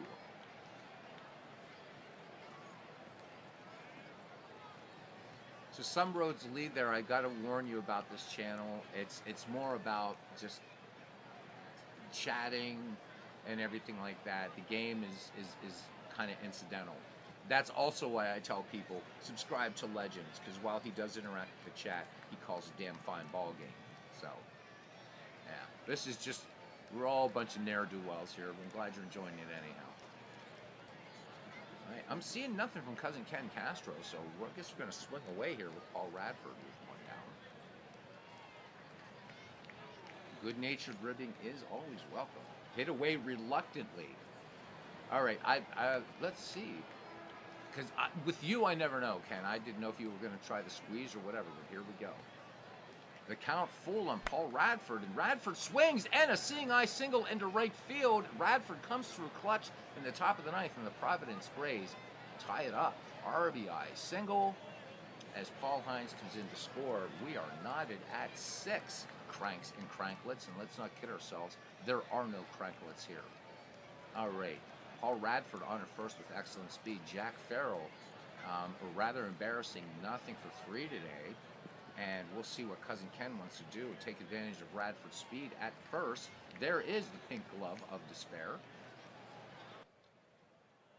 Run and hit. All right. Here we go. Cuppy deals. Radford, good lead off first. And the pickoff throw to first. And he is back. Just safe. Whoa.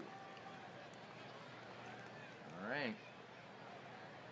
I guess we're staying with that run and hit. Cuppy deals. The throw to first. Radford back easily. Make me want to play out of the park. Listening to it while you're doing your paperwork is the next best thing. Oh, so glad. So glad. All right, so George Cuppy and Jack O'Connor doing everything they can to try to keep Paul Radford honest there at first. Radford once again, an even larger lead off first, kind of mocking the Cleveland battery here. And the runner goes. The throw down, are they going to get Radford? It's going to be close at second, and this one was close. O'Connor's throw just missing. Paul Radford has now stolen 23 in the season. All right, one down. Go ahead run in scoring position. Jack Farrell back in the box now. You could read the stand. Oh my God, Mike. I'm telling you, man. Oh my God. Jeez. All right. You just wait, Mike. Wait till next time you're on the mic, Mike. This guy, what are you going to do, huh? All right, here's the 2-2 pitch. Swung on, and just a little pop fly in the infield. And Cupid Childs makes the grab. 2 down. Paul Radford remains at second. When we go to the bottom of the ninth for Cleveland, it'll be the top of the order. Cupid Childs, Chicken McGar, and Patsy Tebow. Player of the game so far could be Pussy Tebow if Cleveland pulls this one out. Here's the pitch. And Charlie Sweeney draws the walk, so 2 on and 2 down. Providence not going gently into that good night. Thank you, Dylan Thomas, for that oft-quoted line. Yeah, this is what happens until you're up to almost 3 a.m. How about it? And from one Portuguese to another, Ken Castro asking patience. All right. So here's Sandy Nava, and the only position player on the bench who was slightly tired is Barney Gilligan. He is usually the starting catcher for these Providence Grays. See if Nava is going to stay in to hit here. Nava nothing for 3 on the day, or if Mike Silva had his way, he would say nothing for 3 on the week. All right, I'm seeing no pink glove of despair, so we will continue. All right. Here's the 1-0 pitch. Sandy Nava swings. Will this get down for a base hit? It will. All right, do we want to send Radford to round third and try to score? The ball is very shallow. Radford is a fantastic runner. Jimmy McAleer has a normal arm. It is up to Cousin Ken Castro. And as long as it stays like this, he says send. Cousin Ken wasted no time. And the Providence Grays are back in the lead. It is 7-6. All right, so we'll look at that as a regular replay just because we want to see it happen. So McAleer getting that little dying quail out there to throw to the plate, not even close. Providence back in the lead. All right. Old Hoss Radbourne now bats. Charlie Sweeney at second. Sandy Nava at first. Coming through big time here for Providence. So sometimes it'll just do that skip. That's why I just went back. Yep, see, and some roads lead there was he was saying send him to. So there we go. All right. So we got two managers. Oh, Cy Young coming in on relief. How about that? So Cy Young is 12-7 on the year, 169 innings worked. He has walked 29, struck out 57 with an ERA of 3.94. This is MV's favorite pitcher, and MV has. I know that when we get to McGreevy too, that MV is going to ask that he has Cy Young on his team, even without drafting. So we will accord the erstwhile MV that favor. He shall have his beloved Cy Young. All right, Old Haas is 2 for 3 with a run batted in. Cy Young finishing his warm-up pitches, and the umpire says, let's get this done. Mike Silva's upset. Here's the pitch. Radbourne safe in an error last time, and this one a little dribbler out to first, and it's an infield single. This is crazy. All right, so this game now, Cy Young comes in and gives up the infield hit to Old Hoss Radbourne, and the bases are loaded up with Providence Grays. Sweeney at third, Nava at second, and Old Hoss Radbourne at first. So Mike says that if he gets into McGreevy too, he wants Pussy Tebow on his team. Some Roads lead there says currently playing the 1980 Expos and 1961 Yankees in your Albert Park season. Very early. Nice. Good stuff. Big Clue, really? Big Clue says Pussy is less sleazy sounding than the way MV says Chicky or Big Daddy. That is true. MV, if you're still here, give us a laugh or something. All right, here we go. What are they going to do with Cliff Carroll? Cy Young pitching 2 down. Providence plating 2 here in the 9th. The 3-2 pitch to Cliff Carroll. Singled his last time up. And high fly ball to center field. And this is going to get down for a base hit. And Providence now putting 2 more in the bank. And it's now 9-6. And I think at this point we can go back to AI control. All right. 9-6. This is the biggest lead any team has held in this crazy game today in the 19th century. All right, first and third. Radbourne at third. Cliff Carroll at first. And Cy Young just not putting out this fire quite yet. Arthur Irwin, the shortstop, is 1 for 4. Cy Young's delivery. And this one gets by O'Connor, and that is going to be a passed ball. Radbourne comes in to score. It's now 10-6. I think, well, maybe you just stick a fork in Cleveland, but we'll see. Again, the top three come up for Cleveland in the bottom of the ninth. Cy Young and the Cleveland faithful a little bit shocked here. Some people already heading for their horses and buggies. The 3-2 pitch to Arthur Irwin. Irwin swings, and he lines this one to left field. Base hit. Irwin is going to pick up the RBI. I think. No, the throw to the plate. No! Oh, what a play! What a play! And who did it? Pussy Tebow. Yeah. So, everybody, if you're playing, you know I'm going to say it, if you're playing any fantasy league, baseball, get yourself some pussy. Because watch this play. Here we go. Oh my, oh my. Strong outfield assist there by Tebow.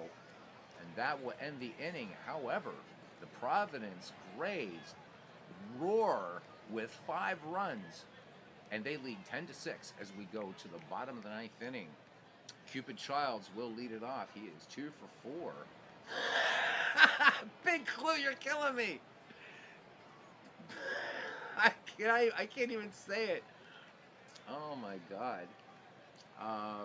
So some roads there says it's just the love of old timey. I think absolutely, it's good old funny, good old fashioned baseball, man. Gotta love it. All right, here we go. And yeah, the old advertising is fantastic. I like that Crown brand corn syrup out there, and of course there's Salada tea, and yeah, I love this. I love the just the work done on these ballparks. All right, here's the 3-2 pitch. Cupid Childs swings and rolls this from the first base line. And Charlie Sweeney says, "I'll take it to the bag myself, old hoss." So 1 up, 1 down now. And we will see a pinch hitter now, Chief Zimmer. So Zimmer coming in playing slightly fatigued. Zimmer hitting .319 on the season with 40 runs batted in. And Chief Zimmer has gone downtown 5 times. Radbourne is not worried. He's at 120 pitches, which for Radbourne means he's only 3 pitches into the game. Old Haas with the 1-1 delivery to Chief Zimmer. Zimmer swings, and this one a little squibber to Radbourne. Radbourne having trouble getting it. Looked like it slipped out of his hands, and Zimmer has himself an infield hit, and that's number 13 for Cleveland. Zimmer has some speed, and here is Patsy Tebow. Patsy totally being outclassed by Pussy, which can lead to a blowout if you're lucky, says Big Clue. Old Haas deals. And this one, liner to short, Arthur Irwin making the catch. Woof. All right, it's down to Ed Greminger. Greminger 1 for 4. All right. And here's the 1-0 pitch. Greminger swings. This should end it. Fly ball toward the diamond right. And bringing it down is Paul Radford. The Providence Grays. What a ball game. So let's look at our recap. Wow. And let me see. So they're giving player of the game to Cliff Carroll, and that's too bad. But you know what? We're going to give co-honors to Pussy Tebow. Despite all the jokes and everything, what a day he had. All right, thrilling victory pushes Gray's win streak to 7. So behind the hitting of Cliff Carroll, the Providence Grays stopped the Spiders 10-4. Carroll went 3 for 5 with 3 singles and a walk while adding 3 runs batted in, scoring once for the Grays. The winning pitcher was Old Haas Radbourne. His record is now 16-4. The right-hander went 9 innings, allowing 6 runs and 13 hits for the Grays. The 9th place Spiders have lost 4 straight. With Providence leading 7-6 in the top of the 9th, Carroll hit a 2-run single off Cleveland hurler Cy Young. It was the 87th hit of the season for Cliff Carroll and got his team ahead 9-6. So what a day, what a game this one was. Old Haas, 9 innings, 6 runs, 5 earned, 1 walk, 3 strikeouts. His ERA 2.34. George Cuppy falls to 8-11, 8 and 2/3 work, 12 hits, 9 runs, all earned, 6 walked, didn't strike out anybody. ERA of 3.70. Cy Young worked a third of an inning, 3 hits, and an earned run. For him, player of the game is Cliff Carroll. Time of the game was 2 months and 5 days and 1 hour.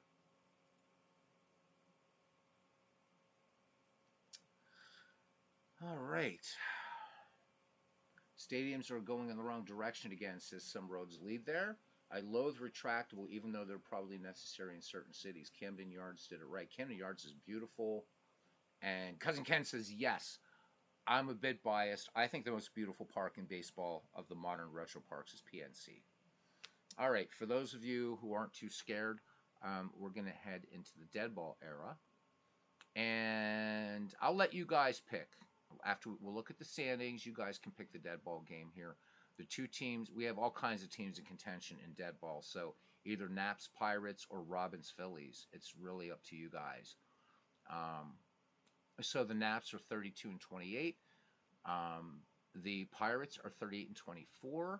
The Robins are 34-25, and the Phillies are 35-27. And we got the better matchup on the Pittsburgh game, but still a pretty good one on the other side too.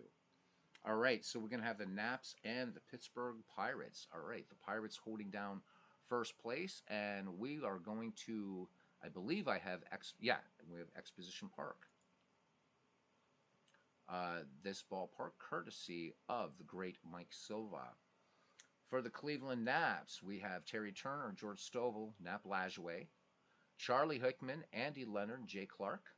I'm glad they're using his real name as opposed to his nickname. Bill Bradley, Wilbur Good, and the human hairpin, Addy Joss.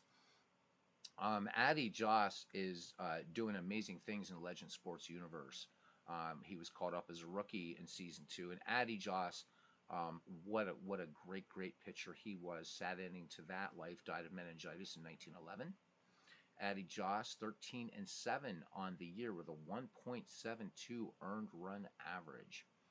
For the hometown Pittsburgh Pirates, Lefty Davis, Fred Clark, and Hannes Wagner. Hannes Wagner swinging a hot bat as of late. Tommy Leach, Ginger Beaumont, Claude Ritchie, Jimmy Sebring, who hit the first home run in World Series history, by the way. Chief Zimmer, and yes, we do have some doppelgangers in this league, and Jack Cheesebro. Let me make sure that we're above third on this one as well, because I love that look. Nope. So I got to set above third for these initial ones. I just like the way that looks. All right. Let's go to Exposition Park, Pittsburgh, Pennsylvania. The attendance here, 5,873. Clear skies, 62 degrees, and the wind blowing out to center at 9 miles per hour. This park on the north shore of Pittsburgh. And in fact, back at Old Three Rivers Stadium, in the parking lot, there was a painted home plate that was exactly where Exposition Park was. So here's plate, and Three Rivers was somewhere out here in this cavernous area.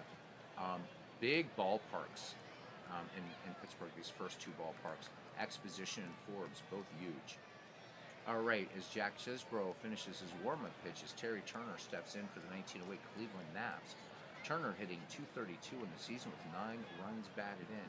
Cheesebro is ready to deal as we go around Exposition Park on the north side in Pittsburgh, PA. What can I say, Mike? Great job in this ballpark. Here is the pitch to Turner. Turner swings, dribbler, and Cheesebro has it, and he will go to first. 1 up, 1 down here in Pittsburgh. We are underway. George Stovall now. Stovall hitting .360. He has 20 runs batted in. Cheesebro has the sign from Chief Zimmer. Here's the 0-1 pitch. Stovall cuts on this one. Roller past second into right field, and Cleveland getting things started here now with 1 down and a base hit by George Stovall, who has some speed. These two cities, 86 miles apart. The great Napoleon Lajoie, who was an absolute legend in our McGreevy League, hitting 301 in this project with 21 runs batted in and a home run. Chesbro deals to Lajoie. Lajoie swings, and this one just out in front of the catcher, and they do get Zimmer, or Zimmer fires down to second for one, but they're not going to get the double play. So Lajoie aboard, 2 down now, and here is Charlie Hookman, the right fielder, hitting 256, 26 runs batted in, 5 home runs. Chesbro winds and fires the 1-2 to Hickman. Hickman is hit by the pitch. Chesbro coming with the heat there. Hickman just going down the line, glaring at Chesbro now. So we'll have to watch with these two teams in contention. Here's Andy Leonard now. Leonard hitting a healthy 372, the Cleveland left fielder. 55 ribbies, 5 home runs. Napoleon Lajoie at second, Charlie Hickman at first. Chesbro deals. Andy Leonard swings in the first pitch, grounded to Hannes Wagner, who will go to second for the final out. Cleveland gets 2 base runners in the inning. They do not cash in. We go to the bottom of the first inning. The 1908 Naps nothing. The 1902 Pittsburgh Pirates coming to bat. Addie Joss ready to face the left fielder, Lefty Davis. Davis hitting just 226 in the year with 16 runs batted in. Then a couple Hall of Famers coming up, Fred Clark and Hannes Wagner. Fred Clark, the player manager of this 1902 Pittsburgh Pirates squad, just 29 years old, actually, or 25. Addie Joss ready to deal. Addie Joss will be today's player of note, by the way. Lefty Davis swings. This one just a grounder second. Lajoie up with it, and the easy toss onto Stolwood first for the 4-3 putout. 1 up, 1 down for player manager and Hall of Famer Fred Clark. Fred Clark hitting 261, 14 ribbies, including a home run. Joss sets and deals the 2-0 to the Bucko left fielder. Hall of Famer to Hall of Famer. And showing bunt is Fred Clark. Count goes to 3-0. Joss deals the 3-1 pitch. And Joss loses Fred Clark, and Fred Clark is fast. So Clark aboard for the Flying Dutchman. Hannes Wagner has come on really hot lately and hitting 345 on the season with 35 ribbies and 3 home runs for the Flying Dutchman. My favorite baseball player of all time. Full count now to Wagner. Wagner draws the walk. So 2 Bucks aboard and 1 down. Joss having some control problems here. And Tommy Leach, Hall of Very Good, a player we have featured on this channel before. Tommy Leach hitting 315 in this dead ball league. 28 runs batted in, 3 home runs. So some Roads Lead there says that there's 2 editions of Forbes in MLB The Show, and this year's edition, I still have yet to install this year's edition. I bought it, but I haven't installed it yet. I've been playing 22 and 21 and 20, but I haven't tried it. But he says the new one is part of the Negro League Park Edition. Nice. Yeah, super fun to play in those big parks. Absolutely. Going on our 4th hour of baseball on YouTube. Better than the real thing, says Bernie. Beatles, any recommendations on optimal seating at PNC Park? Wow. So if you want to get the best view behind home plate, because you get a beautiful, there's really not a bad seat in PNC Park, and you get to see a nice view of the Pittsburgh skyline, including the Roberto Clemente Bridge, which you walk across on game days. They close that bridge. I would say behind home plate, PNC is beautiful. Maybe about 8-9 rows back. Beautiful ballpark. All right, Mike. We'll catch you later. So I am not going out tonight, guys. So there will be a game later tonight, maybe after Legend or after Bernie or after whoever. So maybe or just a late night baseball chin wag. Let's do 2 in a row. All right, here we go. The 1-0 pitch. Tommy Leach. The runner's going. It's a double steal, and the throw to second. And let me see. No, they get Fred Clark, and there is a big argument at third. Wow. All right. So Jay Clark throws out Fred Clark in the double steal. Let's look at that one again. So the Bucks playing some super aggressive baseball, And the tag's down. So Fred Clark goes off the field in more than a huff. So 2 down. Wagner remains at second. Tommy Leach in the box again. And here's the 2-0 pitch.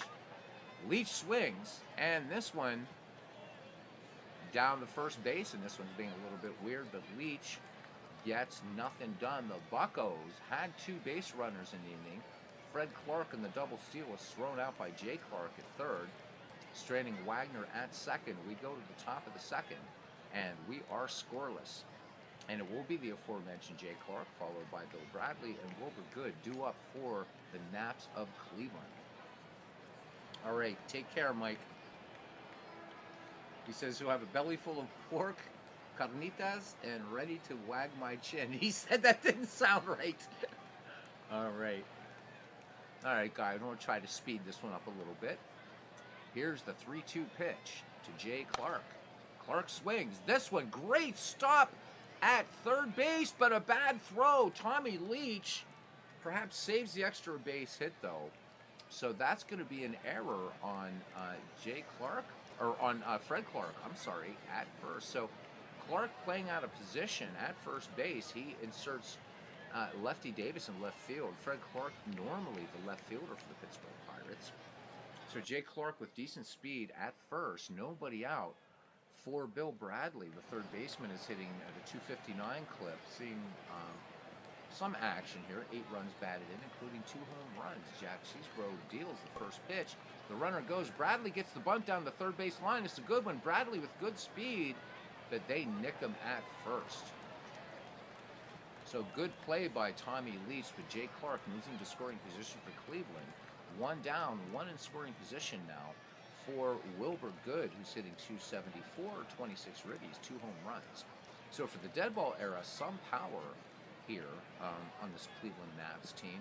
Jack Cheesebro, the Hall of Famer, deals the 1-0 to Wilbur Good. The lefty swings. This one grounded to third. The only play will be to first. Leach, the pickup and the throw across the diamond. 2 down, but Jay Clark, now just 90 feet away, represents the potential first run of this game.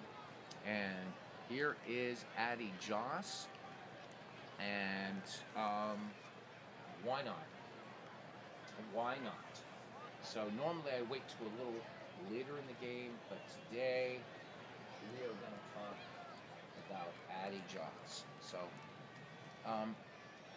this is really for Some Roads Lead there. So what I do in these broadcasts, because this channel is mainly devoted to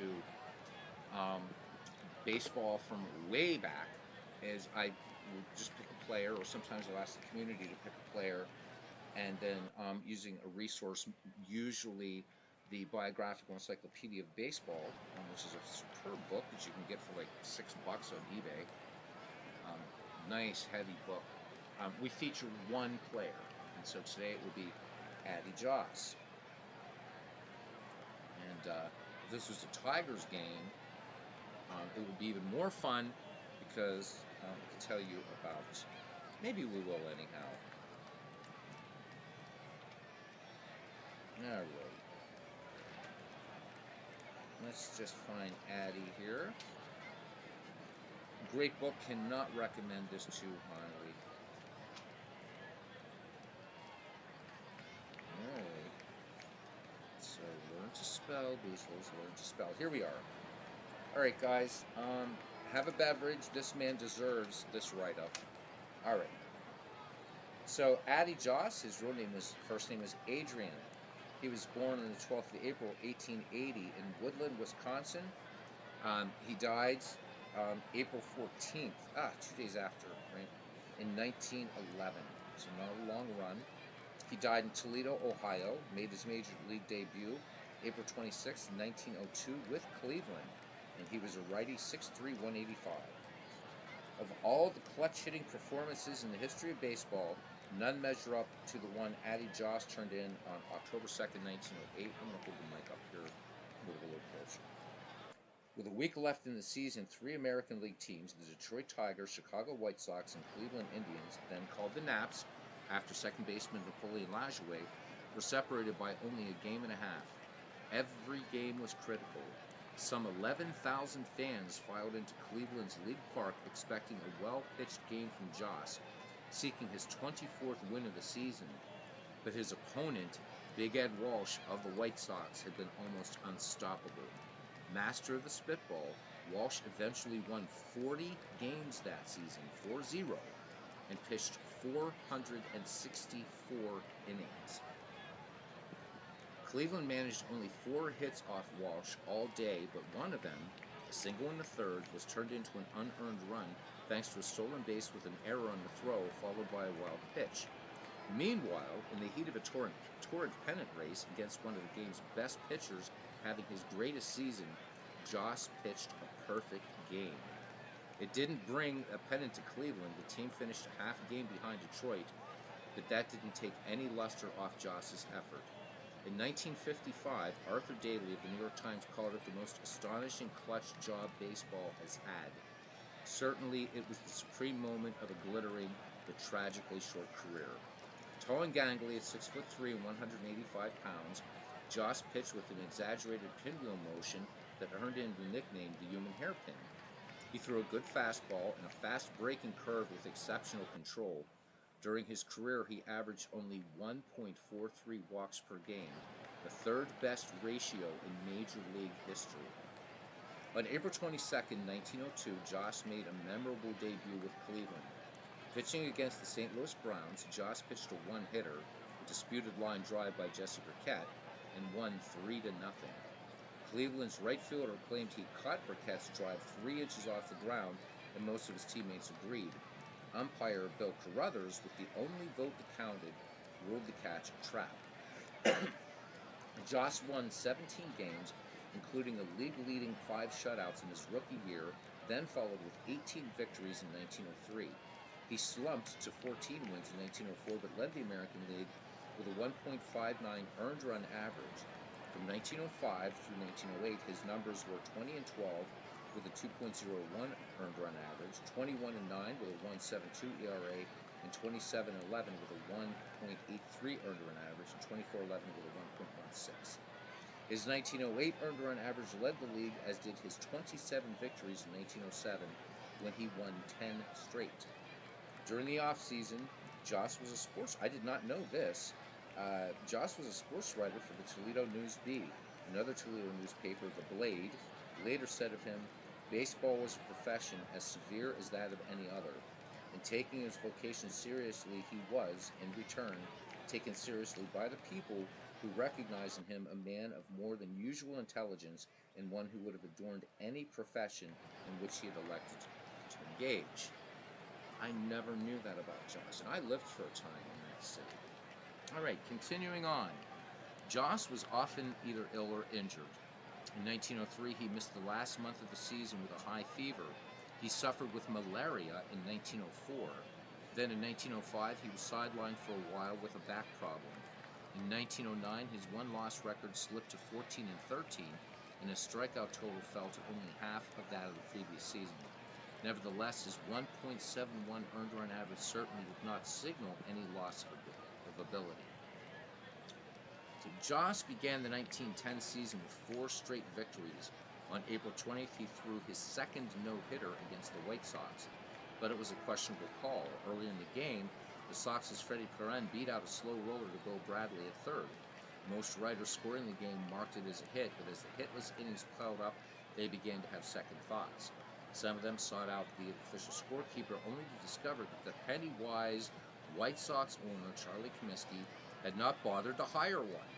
That left the decision up to the writers. They spoke with Bradley, who said he should have had the ball.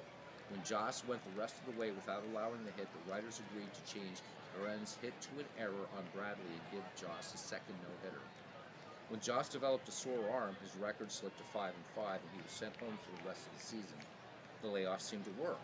He pitched 6 innings in a postseason exhibition with encouraging results. The following spring, he seemed ready for a comeback, although several teammates noted he had lost considerable weight. During an exhibition game at Chattanooga, Tennessee, he fainted on the bench. Although he dismissed it as nothing, by the time the team reached Cincinnati, he was obviously ill. Diagnosed with pleurisy, he was ordered to return home to Toledo. On April 14th, 2 days after the season began, Joss died of tubercular meningitis. He was 31 years old. His funeral, presided over by Billy Sunday, the ball player turned evangelist, drew a huge crowd of people. Later that summer, American leaguers played an all-star game to raise money for Joss's family. Cy Young, who pitched for one side, said, "He was a great man. I feel sure he never made an enemy."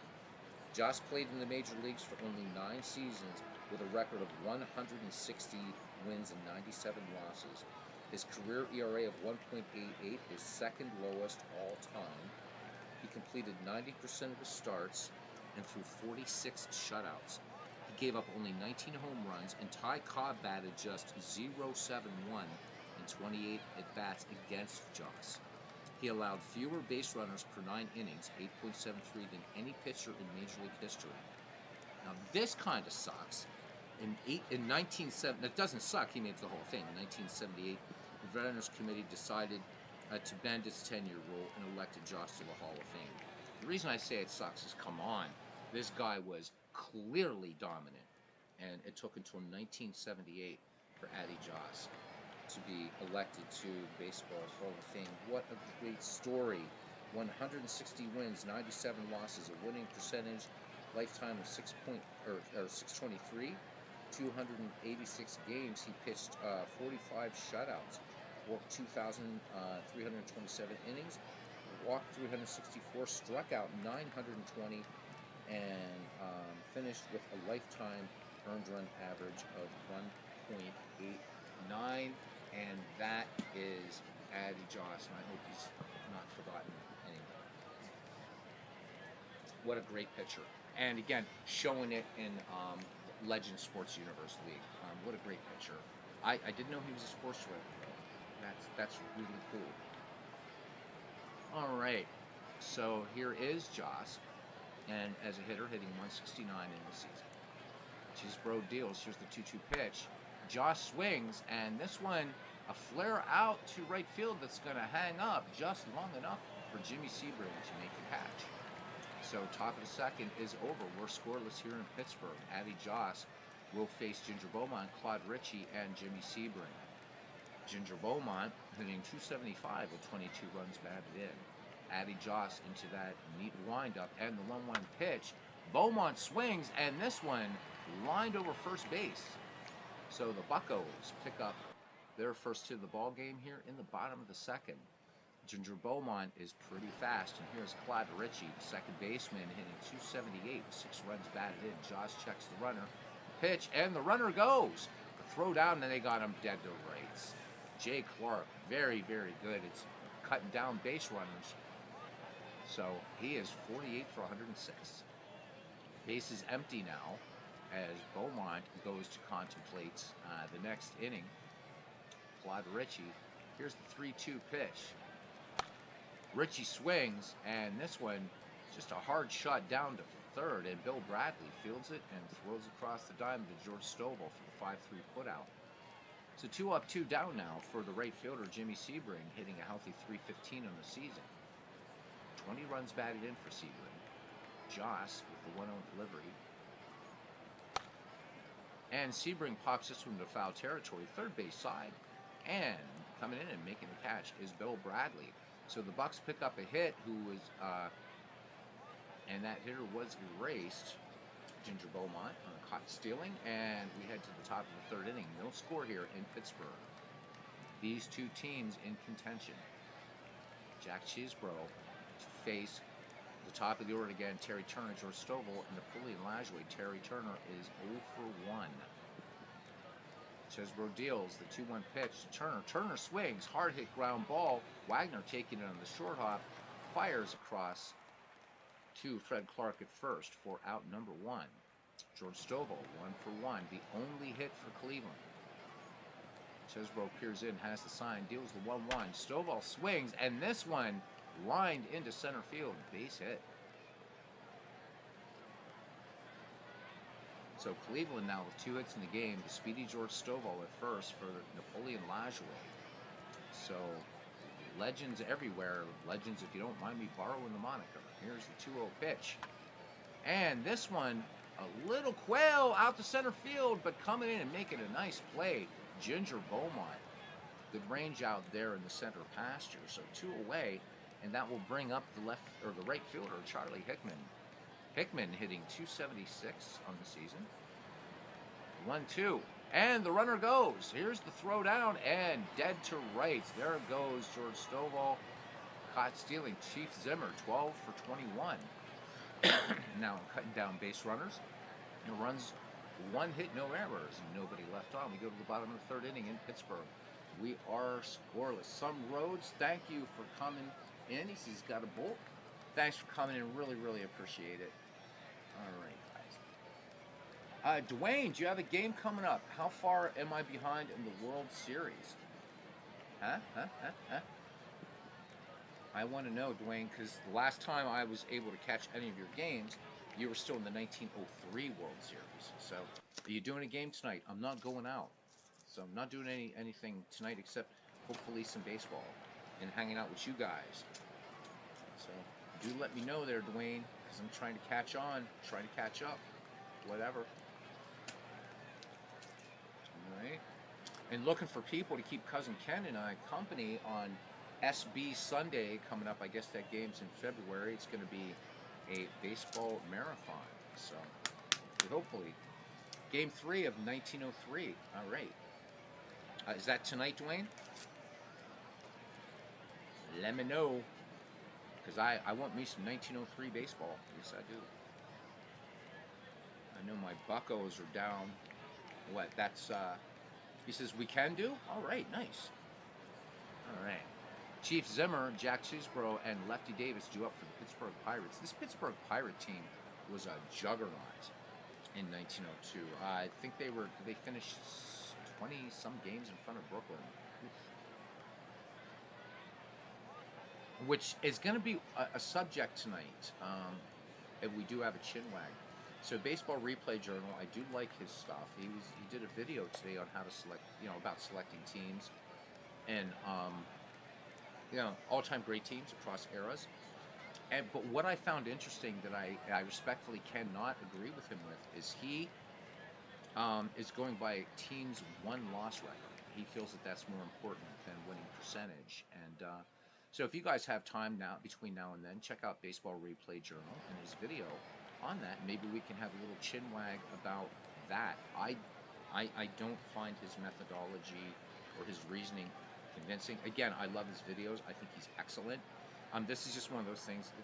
I would disagree. I don't think that a team's wins should be the sole metric. Let's say their seasonal wins for creating all-time great teams. But see what you guys think after watching. I'm not saying he's completely dead wrong. I think you've got to figure in a lot more. All right, here's Chiefs, and I could be oversimplifying too.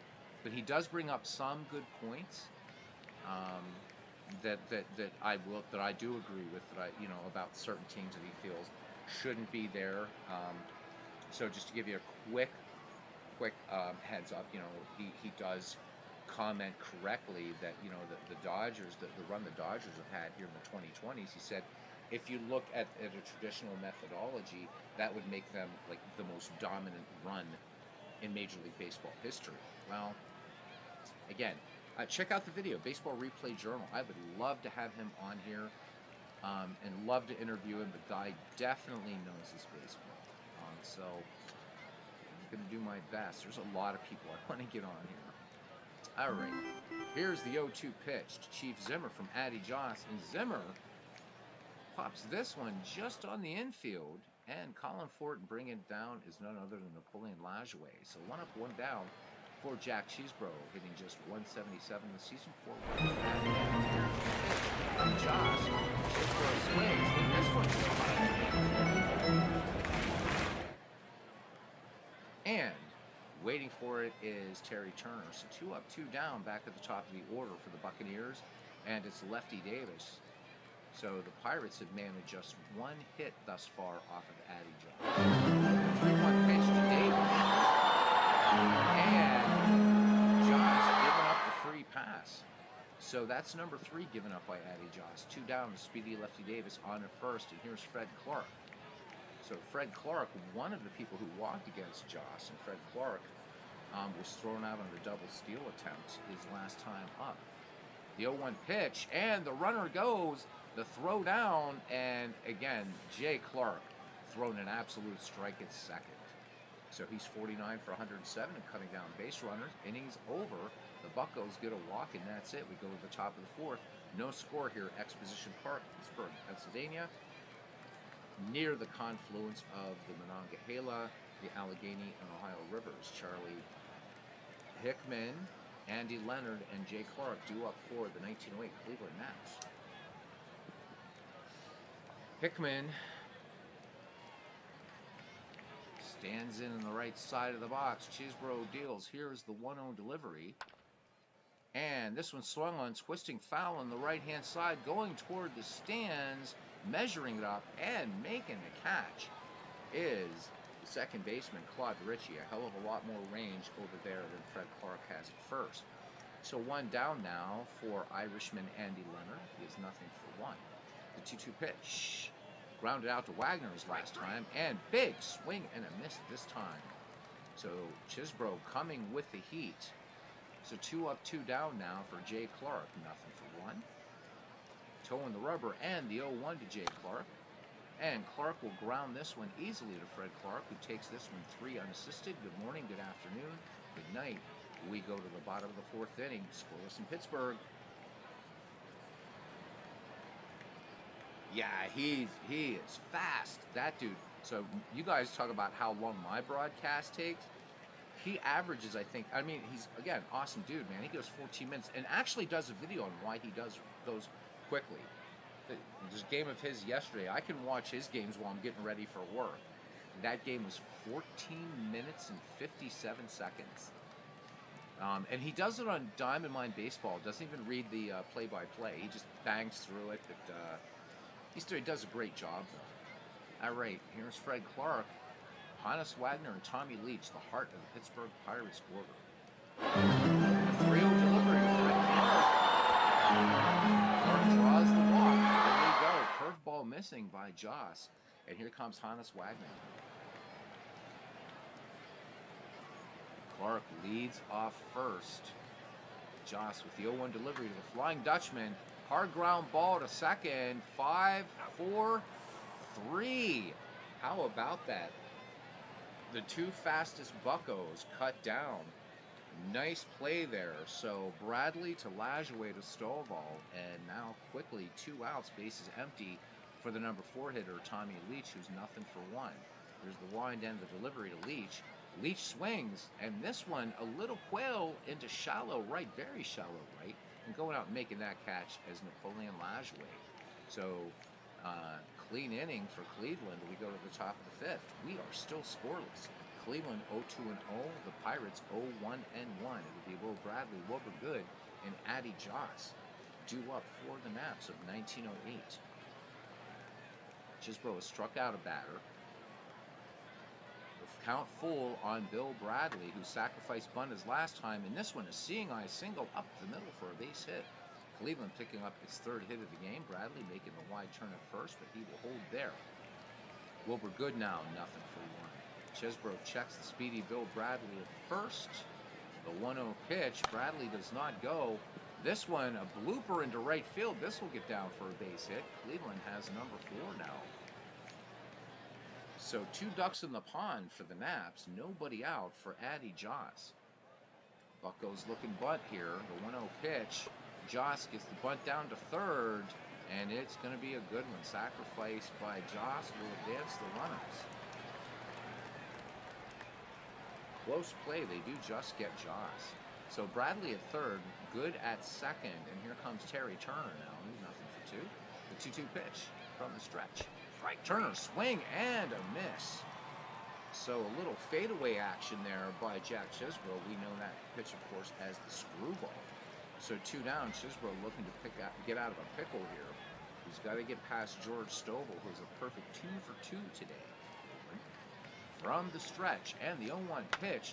Stovall swings, high fly ball, right field. This one has distance going back. And this is going to score a pair for Cleveland. Stovall is digging for 3rd. And Stovall's coming home. He's coming home. Here's the throw to the plate, and it is a 2-run inside the park home run for George Stovall, and the Cleveland Naps in 1908 in the top of the 5th lead the 1902 league-leading Pittsburgh Pirates 3-0, and inside the park jog. And let's look at that one. And there she blows. So this one almost gets out of the park. So again, we've got to wait for the camera to adjust itself. And there's the throw. And coming in to score. How about that? An inside the park home run in true dead ball fashion. Love it. Whew. All right. Yeah. Youthful exuberance. Yeah. Big Clue talking about Baseball Replay Journal. Says I appreciate his bringing up many of the topics that he does. Oh, so do I. Ken Castro's still going off about the convention. Guys, we do got to get this thing planned. We have agreed on Kansas City. I think that is the consensus. Kansas City, and we want to do it during baseball season, right? So we just now when in baseball season, and we can start doing this. Maybe, what we could do once we figure this out is check out some of the hotels in the area, see if we can get some sort of rate, and say we're whatever, some sort of mini convention group, see if we can get some kind of discount. If we plan it just right. I don't think a lot of people are going to Kansas City maybe in May or something like that. Late April, early May.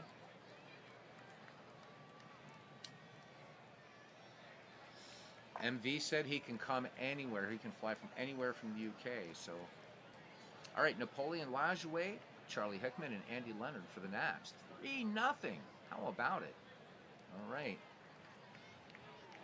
Here's the pitch. Lajoie swings, and this one, a little blooper into center field. And measuring it up and making the catch is Ginger Beaumont. But the Cleveland Naps score 3 runs on 3 hits. And, George Stovall with the inside the park home run.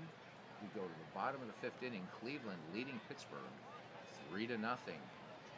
Pirates need to get to work here, and they'll start off that labor with Ginger Beaumont, followed by Claude Ritchie and Jimmy Sebring. Addie Joss enjoying the 3-1 lead. The Pirates have managed 1 hit off of Addie Joss, and it is by the man at the plate right now, center fielder Ginger Beaumont. The 1-1 pitch to Beaumont now. Singled his last time up, and a dribbler to first, and making the play by himself is the big slugger George Stovall. So 1 up, 1 down now for Claude Ritchie. Here's the pitch. Ritchie first pitch swinging. Just a little lazy fly ball into left field, and Andy Leonard measures it up and gloves it for out number 2. So the Bucks getting a little bit frustrated here in the middle innings. Jimmy Sebring now. Sebring swinging on the first pitch. This one grounded to short. Terry Turner making the play. The Buccos 3 up, 3 down. We head to the 6th. Cleveland with a 3-0 lead over the Pirates. Jack Cheesebro to face Charlie Hickman, Andy Leonard, and Jay Clark. The 1-1 pitch to Hickman, who popped out his last time at bat, laces this one into left. Line drive, but lefty Davis making a good play out there in the left. 1 down. That gets past Davis. That's an easy double, if not more. Andy Leonard now, 0-for-2. Here is the 1-0. Leonard swings, and this one past second into center for a base hit. That's hit number 6 for the Cleveland Naps. And that's the 100th hit for Andy Leonard this season, and Leonard is speedy. Here's Jay Clark, who's been gunning down Pittsburgh Pirates all day. Clark 0-for-2 at the plate. 3-1 pitch. Clark pops this one on the infield, and calling off Cheesebro and coming in to make the catch is the Flying Dutchman. So 2 down. Andy Leonard gets back, stays at first. And here's Bill Bradley now. So the Buccos looking to take care of these Naps right here in this inning. The pitch. Bill Bradley lines this one past Wagner and going for 3. Oh, going for 2, and greedy base running. Great throw by Ginger Beaumont results in the final out of the inning. So Cheesebro will be doing a little doff of the cap to Ginger Beaumont. Let's have a look at that just in regular replay action.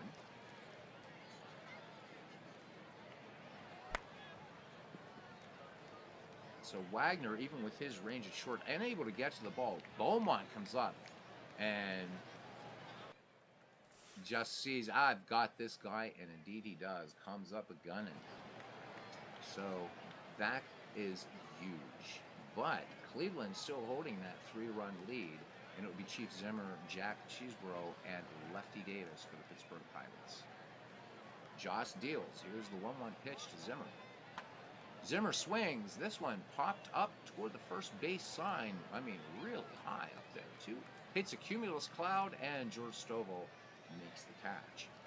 All right, one away. Addy Joss, one hitting the Pirates right now. 1-1 pitch. Jack Cheesebro, who popped out his last time up, sends this to center field, but right into the glove of Wilbur Good. 2 up, 2 down now. We're back at the top of the Pittsburgh order, and it's Lefty Davis. The 1-2 pitch to Davis from Joss. Davis looks at a called strike 3. Once again, the Pittsburgh Pirates go in order. We go to the 7th, and it's Cleveland 3 and Pittsburgh nothing. It'll be Wilbur Good, Addy Joss, and Terry Turner due up for the 1908 Cleveland Maps. All right, Good is 1 for 2 in the game. Cleveland with 7 hits. Cheesebro has struck out 2. Good singled his last time up. Dribbler to short. Wagner on to Clark for the 6-3 putout. So 1 up, 1 down now for Addy Joss. Nothing for 1. The 0-2 pitch to Joss. Sacrifice bunt his last time up. Grounded to Wagner at short. Wagner with the easy pickup. Plenty of time to retire Addy Joss. 6-3. So 2 up, 2 down now. Back at the top of the order, shortstop Terry Turner. Wagner looking for a trifecta here. Here's the pitch. And Turner, first pitch swinging, will dump this one out into right field, but only into the glove of Jimmy Sebring, calling off Ginger Beaumont. So Cleveland, 1, 2, 3. We go to the bottom of the 7th, and it's 3-0. Cleveland over Pittsburgh. And we're back at the top of the heart of the order, I should say. Fred Clark, Hannes Wagner, and Tommy Leach. Got a good ball game going on here. Jamie talking about Exhibition Park. He's absolutely right. He said the outfield is so big you could play another game out there. Yeah, something about Pittsburgh and these 2 ballparks. Now I'm not sure where the Alleghenies, when they started, and of course but and then Forbes Field, not quite as big as this, but still a big park. And Forbes Field still holding the distinction as the only park to never have hosted a no-hitter. Came close, but it never happened. All right. So here we go. 3-2 pitch to Fred Clark, who's walked twice in the game, and Clark swings away and lines this one to center field. And this one off the glove out there of Wilbur Good, and they're going to charge an error on Good. So Clark on base for the 3rd time today. Remember, he was gunned down earlier, so the Pirates trying to take advantage of that gift by the Cleveland center fielder. Here's Hannes Wagner. Clark leads off first. Josh brings it down, 2-2 pitch, and he hits Hannes Wagner. So 2 runners aboard, and the last time the Bucks had Clark and Wagner aboard, they attempted a double steal, and Jay Clark gunned down Fred Clark at 3rd. Here's Tommy Leach now. Nothing in 2 tries against the great Addy Joss, our player of note today. Here's the pitch, and Leach sends it up the middle. Little roller, base hit. That'll be enough. Fred Clark. Here's the throw to the plate, and this one is going to get by. This one is going to get by Wilbur. So Wilbur Good with a bad throw over Jay Clark's head. Score that one an error, and the Bucks get on the board here in the bottom of the 7th. It's now 3-1. Pittsburgh Pirates in business now. 2 on, nobody out. And speed on the base pass. Hannes Wagner at 3rd, Tommy Leach at 2nd.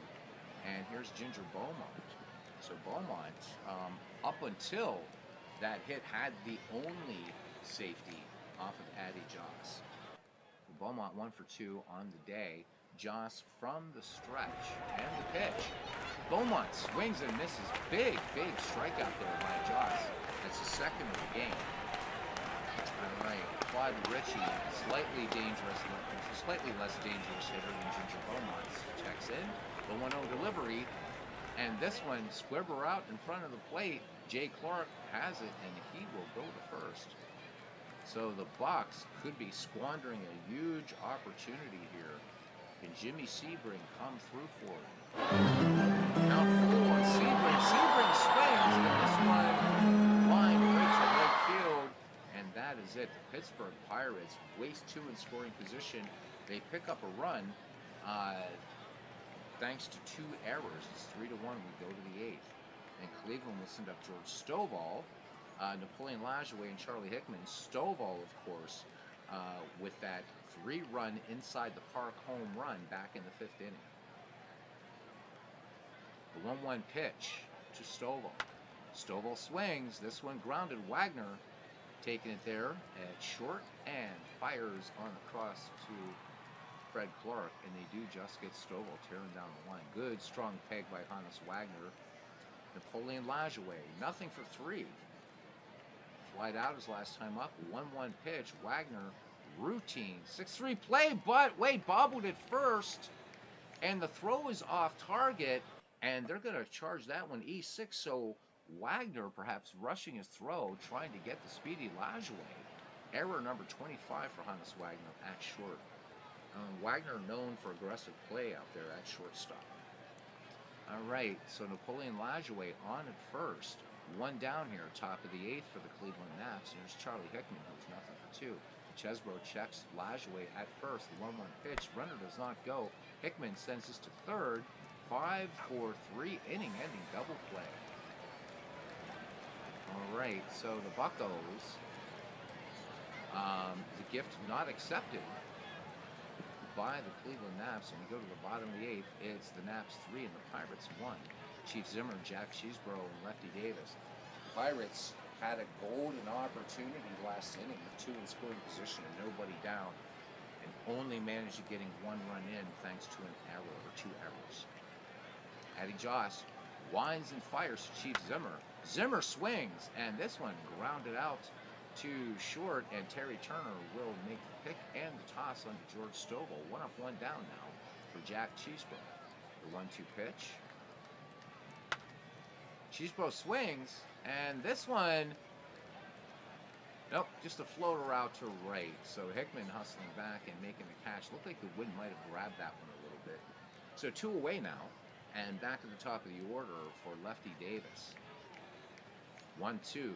Delivery coming to Davis. Struck out his last time up and laces this one up the middle. Base hit. The Pirates would have loved to have had a situation the last inning where Davis singles up the middle, because those 2 runs would have scored. All right. So it brings up Fred Clark now with 2 down and 1 on. Lefty Davis, pretty good speed. Joss checks the runner.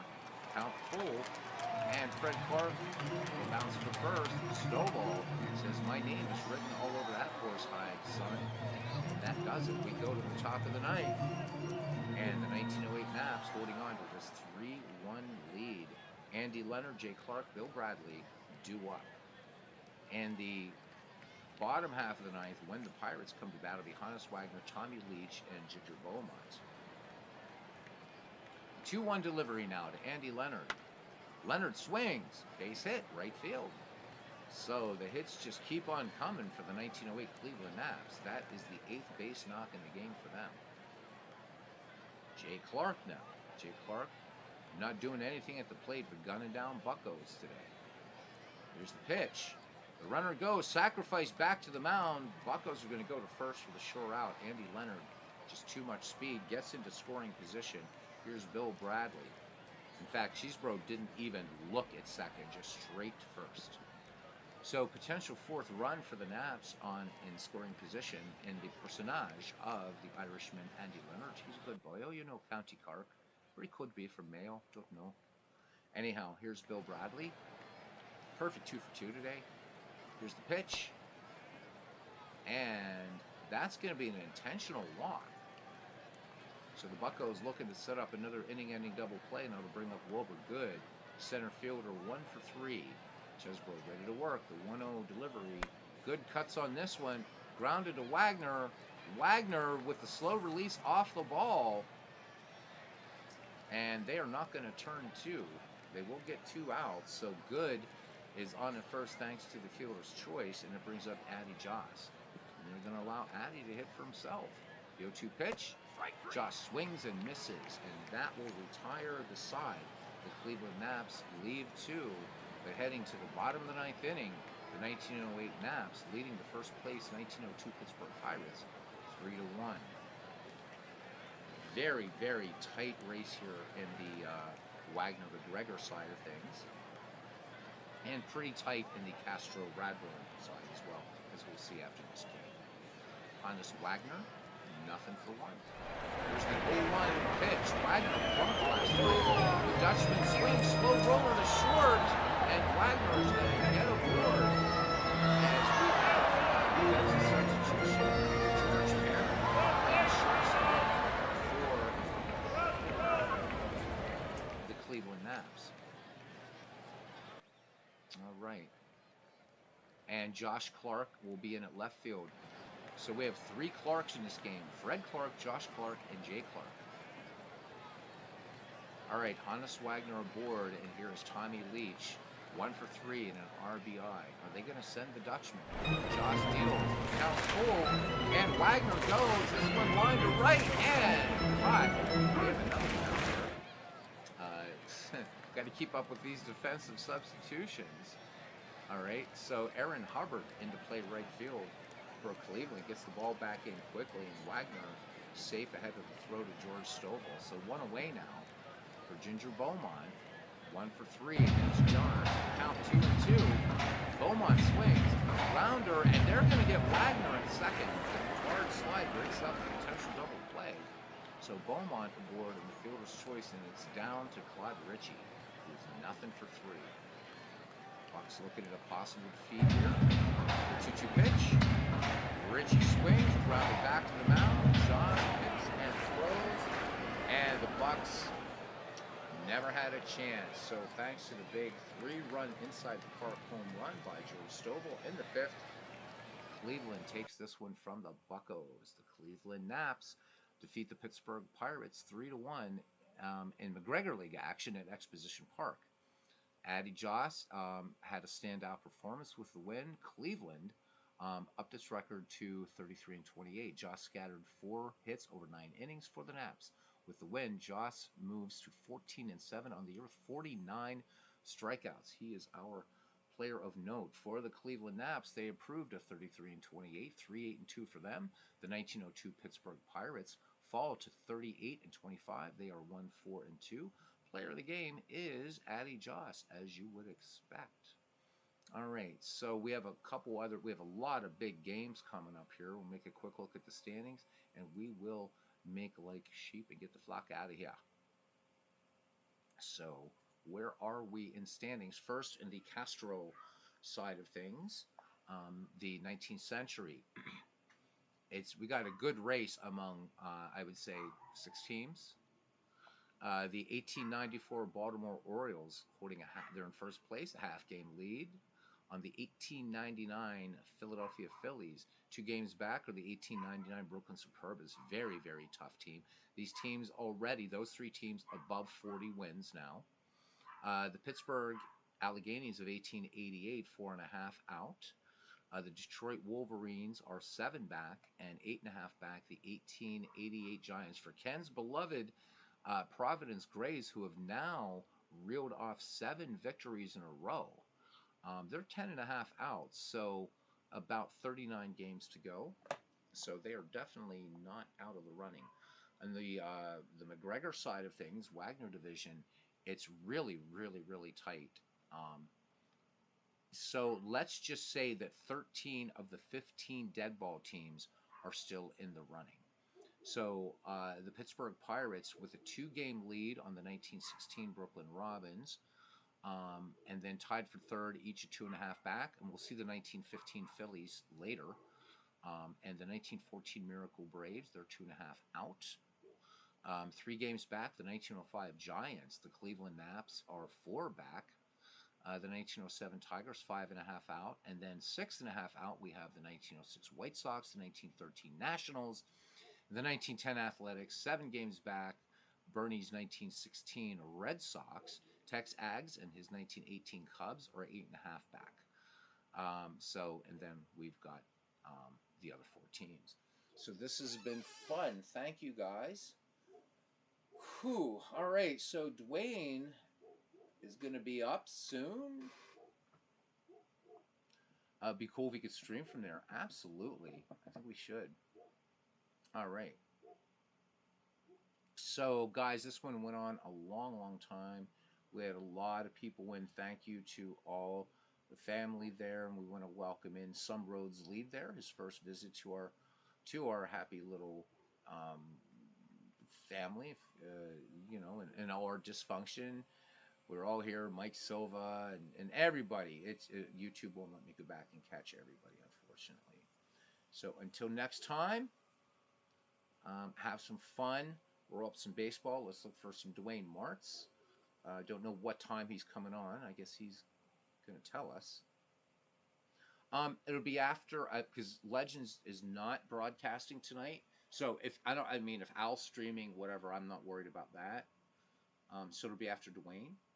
So, okay, so it's going to be at least an hour or two before Dwayne comes on. So, if that's the case, yeah, maybe we'll go on a little bit earlier, Bernie.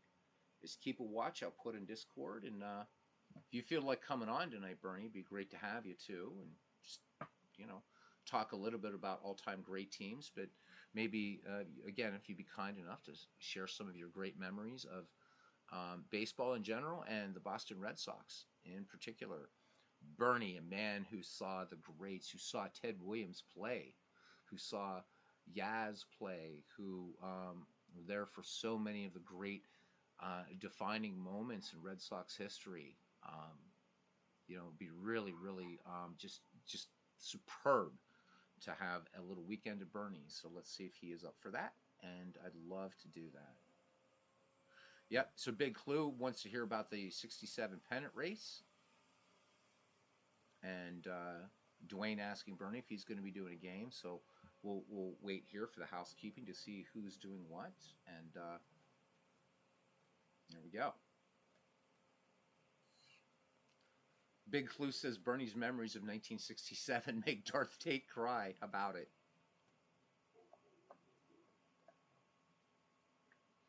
I'm going to thank everybody for hanging out last night. I do want to make something clear just really quickly about Baseball Moguls. So the idea about last night's broadcast, and everybody has been cool with it, but this wasn't about slamming Baseball Mogul. I think it's a decent baseball game.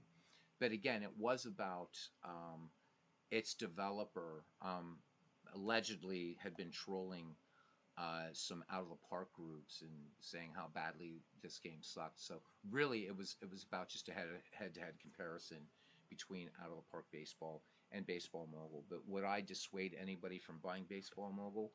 No, it's a decent baseball game. But if you want freedom to do what you want, that's really not the game for you.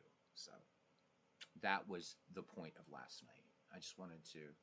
I don't want to come off as some guy, being a jadrul is in Italian. I don't want to come off as some sort of jadrul and whatever. That wasn't what it was about. All right. So, well, Bernie, you could do both. We got all evening, man. Ken Castro putting up something here from YouTube. Let me see what it shall be. Oh, okay. Oh, so are you going to finish that and other fun stuff? So, oh, cool, man. Heel Tebow. And sorry about because he's a subscriber to this channel. This guy is awesome. So apparently he has a chat going on. And this guy's amazing. First got to know about him, at least voice-wise and everything, on Dave Gardner's Digital to Dice. And that was when I saw him on there with John Herson, the head honcho of APA. So it looks like a good one. I think I'll watch that while I'm munching some dinner. Tebow is prolific, plays full seasons. I am not surprised. That man knows his baseball. Aaron Reed, Aaron, I'll get your files to you, man. Don't worry, because I'm not going out tonight. They'll probably come tomorrow, but hang in, buddy. I'm staying in tonight. Yeah, we missed you, man. No, that's okay. I didn't think you were going back to work, Dwayne, until December. Did you? Yeah. Oh, so yeah, people in glass houses shouldn't throw stuff.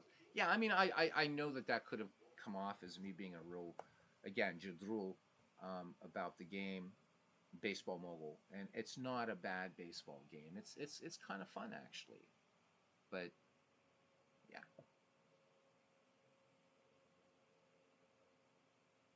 So Ken says about he'll is in French. My French is awful. I'm just gonna say his last name Thibault because I know that. Ken said he had lunch with him back in 2019. Nice dude. Seems like a nice guy. Really does. And definitely knows his baseball. So be checking out that chat by him. Oh, you have to work your weekend each month. I get it. All right. So Dwayne, take this opportunity. You do help keep us safe, you and your staff. I mean, I realize it's not in my state, but thank you, Dwayne.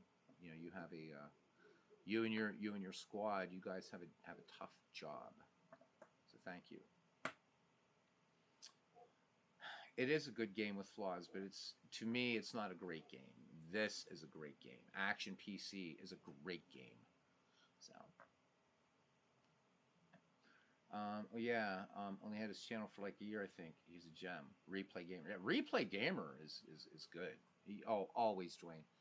I like replay gamer, but so tonight we're gonna mainly focus on our chat with Bernie, but maybe we can include the if you guys watch the video, what you think about his thoughts on selecting all-time great teams. Now it's time to go.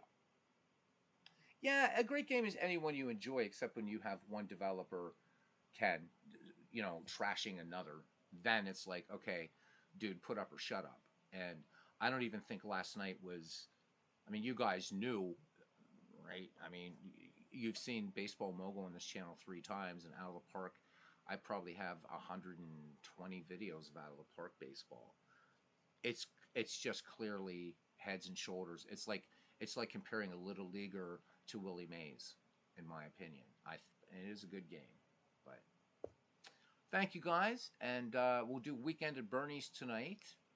Bernie, I know I'm 3 hours ahead, so I don't know what time you have dinner right now. Bernie, it is 2:08 p.m. for you, so I will not be on for any time, guys, before 8 p.m. Eastern, because I don't want to interfere with Bernie's dinner. We want to have Bernie all to ourselves, so we're probably looking at more like 10 or 11 o'clock Eastern, the normal time. What's going on? Okay, so yeah. Um, so I'm playing. I'm still playing with the franchise teams with Pocket Pennant Run, and I love it. But as you know, Pocket Pennant Run 3 now comes out in a couple weeks. So my time with Pocket Pennant Run 2 is going to be short lived because I'm going to be racing all you guys to own or to buy Pocket Pennant Run. Did I get Time Travel Baseball? I did. What a cool game, and I hit that Facebook hard, buddy. I hit it hard. Got me some files. Once I can figure out how to rate players, I do want to pay back, and I do want to create some players. So, guys, if you're not familiar with Time Travel Baseball, you should be with Pocket Pennant Run. Time Travel Baseball done by Downey Games, the same people that do Back to Basics Baseball. Um, Time Travel Baseball was originally created in 1979. And what a fun game. And it's really, really good. 2 dice. You need just 2d6s to play this game. There are tons and tons of files on its Facebook group.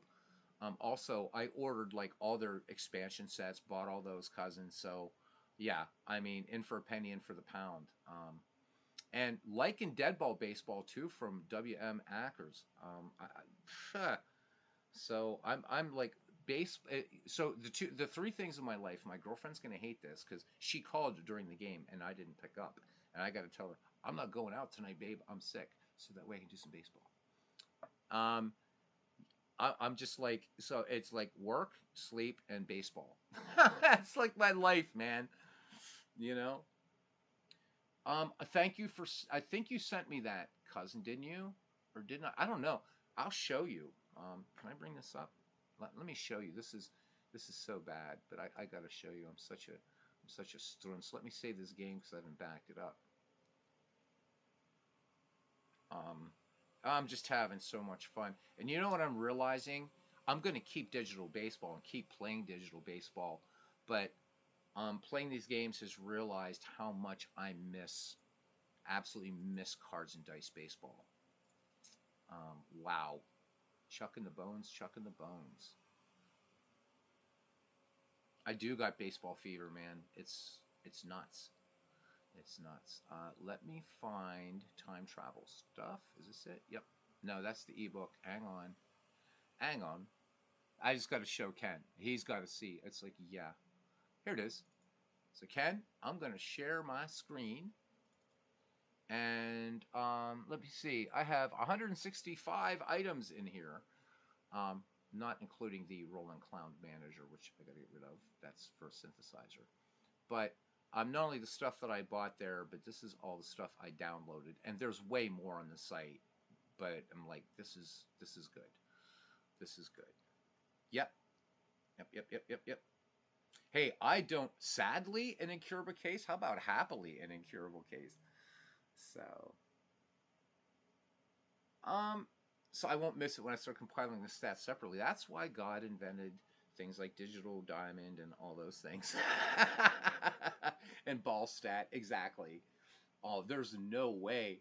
Yeah, nah, no, Bernie, I'm not. So I'm in for a penny, in for the pound on these games. But as far as to go back to, and Ken, he knows I'm old school baseball, but not that old school that I'm going to be like trying to do a whole season by hand. There's no way. I'm using a companion, whether that's digital diamond or ball stat or whatever. There's no way. But I miss it, and thanks to you guys for getting me kind of really fired up. And also, he's not here, but Dave Gardner. Thank you, buddy, because it was also watching you playing Pocket Pennant Run, and Dwayne Martz too, man, because of what he's doing with 1961. And I'm like, all right, damn it, it's time to revisit. And I've got that game sitting over there that I'm about to pull out again. The Jester put on his channel, did not recommend because you can't do seasons in it. It's this massive game with like tons of all-time great players in it, and I am getting like just so Thanksgiving Day, man. FedEx were closed, and it's right before the big deadly Christmas madness that's coming up. And Thanksgiving Day, man, while the people downstairs are watching that inferior sport, I might roll up some games because I doubt anybody's going to be watching any YouTube that day. So I don't know if I'll do any baseball games, but I'm going to roll a couple up. When God made Adam a helpmate, Adam would have been better off if it had been Ballstat instead of a woman. Amen. Oh my God. So Dwayne March said, my dad used to say, give those bones a break, sitting at the table playing APA. Hey, how cool. All right, so Ken will be here, so it's a little Thanksgiving action next week. But yeah, thanks, guys. I miss it. I miss it. So for anybody that's hanging out just for a second, we'll show you what the cards look like for time travel. I probably shouldn't pick one that's, yeah, I mean, the homebrews are fine. So let's look at and they didn't have the all-time Pirates, so I do have to learn how to do this. So let's look at the all-time Tigers. All right. Boink, boink. There we go. So these are what this is what the time travel baseball cards look like. Um, so you'll see here, right? You have 1 and 1, 2 and 2, 3 and 3, 4 and 4. These are if you roll doubles, what will happen. The game system is really, really, really nice. I like it. It flows. There's all kinds of people playing it. You can play it just basic, and it has some advanced rules, as does Dead Ball Baseball. As you guys continue to look at the cards, there's Sweet Lou, Charlie Garinger, Hank Greenberg. George Kell, one of my favorite Tigers of all time. Donnie Bush. There's Cobb, Veach, Horton, Kaline, Heilman, Bridges. So it's really nice. The gamble thing is a really nice conceit in the game as well. This thing is it's super inexpensive too, and just plays just wonderfully. So do check it out, man. You like to chuck the bones? Everybody has two D6s around the house. You just have to be two, just dice of different, a red one, white one, whatever, just two different colors, and you're off to the races. So I'm just curious, Ken, and I don't know, maybe you know this or maybe somebody else does. I know I said goodbye, but you got to remember I'm Eastern Orthodox, and if you've ever gone to a liturgy, the priest will intone, we'll now complete our prayer to the Lord, and that means there's still a half hour left to liturgy proper, and then all the prayers at the end while we're all going to kiss the cross. So I'm Orthodox, got to cut me a break. I've noticed on here that like these guys would be called like stars or workmen and stuff like that. Does anybody know? Does the guy whomever makes History Maker Baseball, right? Was he? I wonder if he was at all, because this is the older game. If he was inspired by this game at all, because these designations as tough and star and all that, they do play into the game. So I'm just kind of curious. And with that said, that is it. Dwayne Martin says here in Hagerstown, you say goodbye in the house, goodbye at the door, goodbye before they get in the car, and goodbye when they get in the car, pretty much. All right, guys, we'll see you tonight for Weekend at Bernie's. I'm going to have to make up something like a really cool graphic. I did it for Chris Slovic, so I got to do something for Bernie. All right, guys, see you tonight.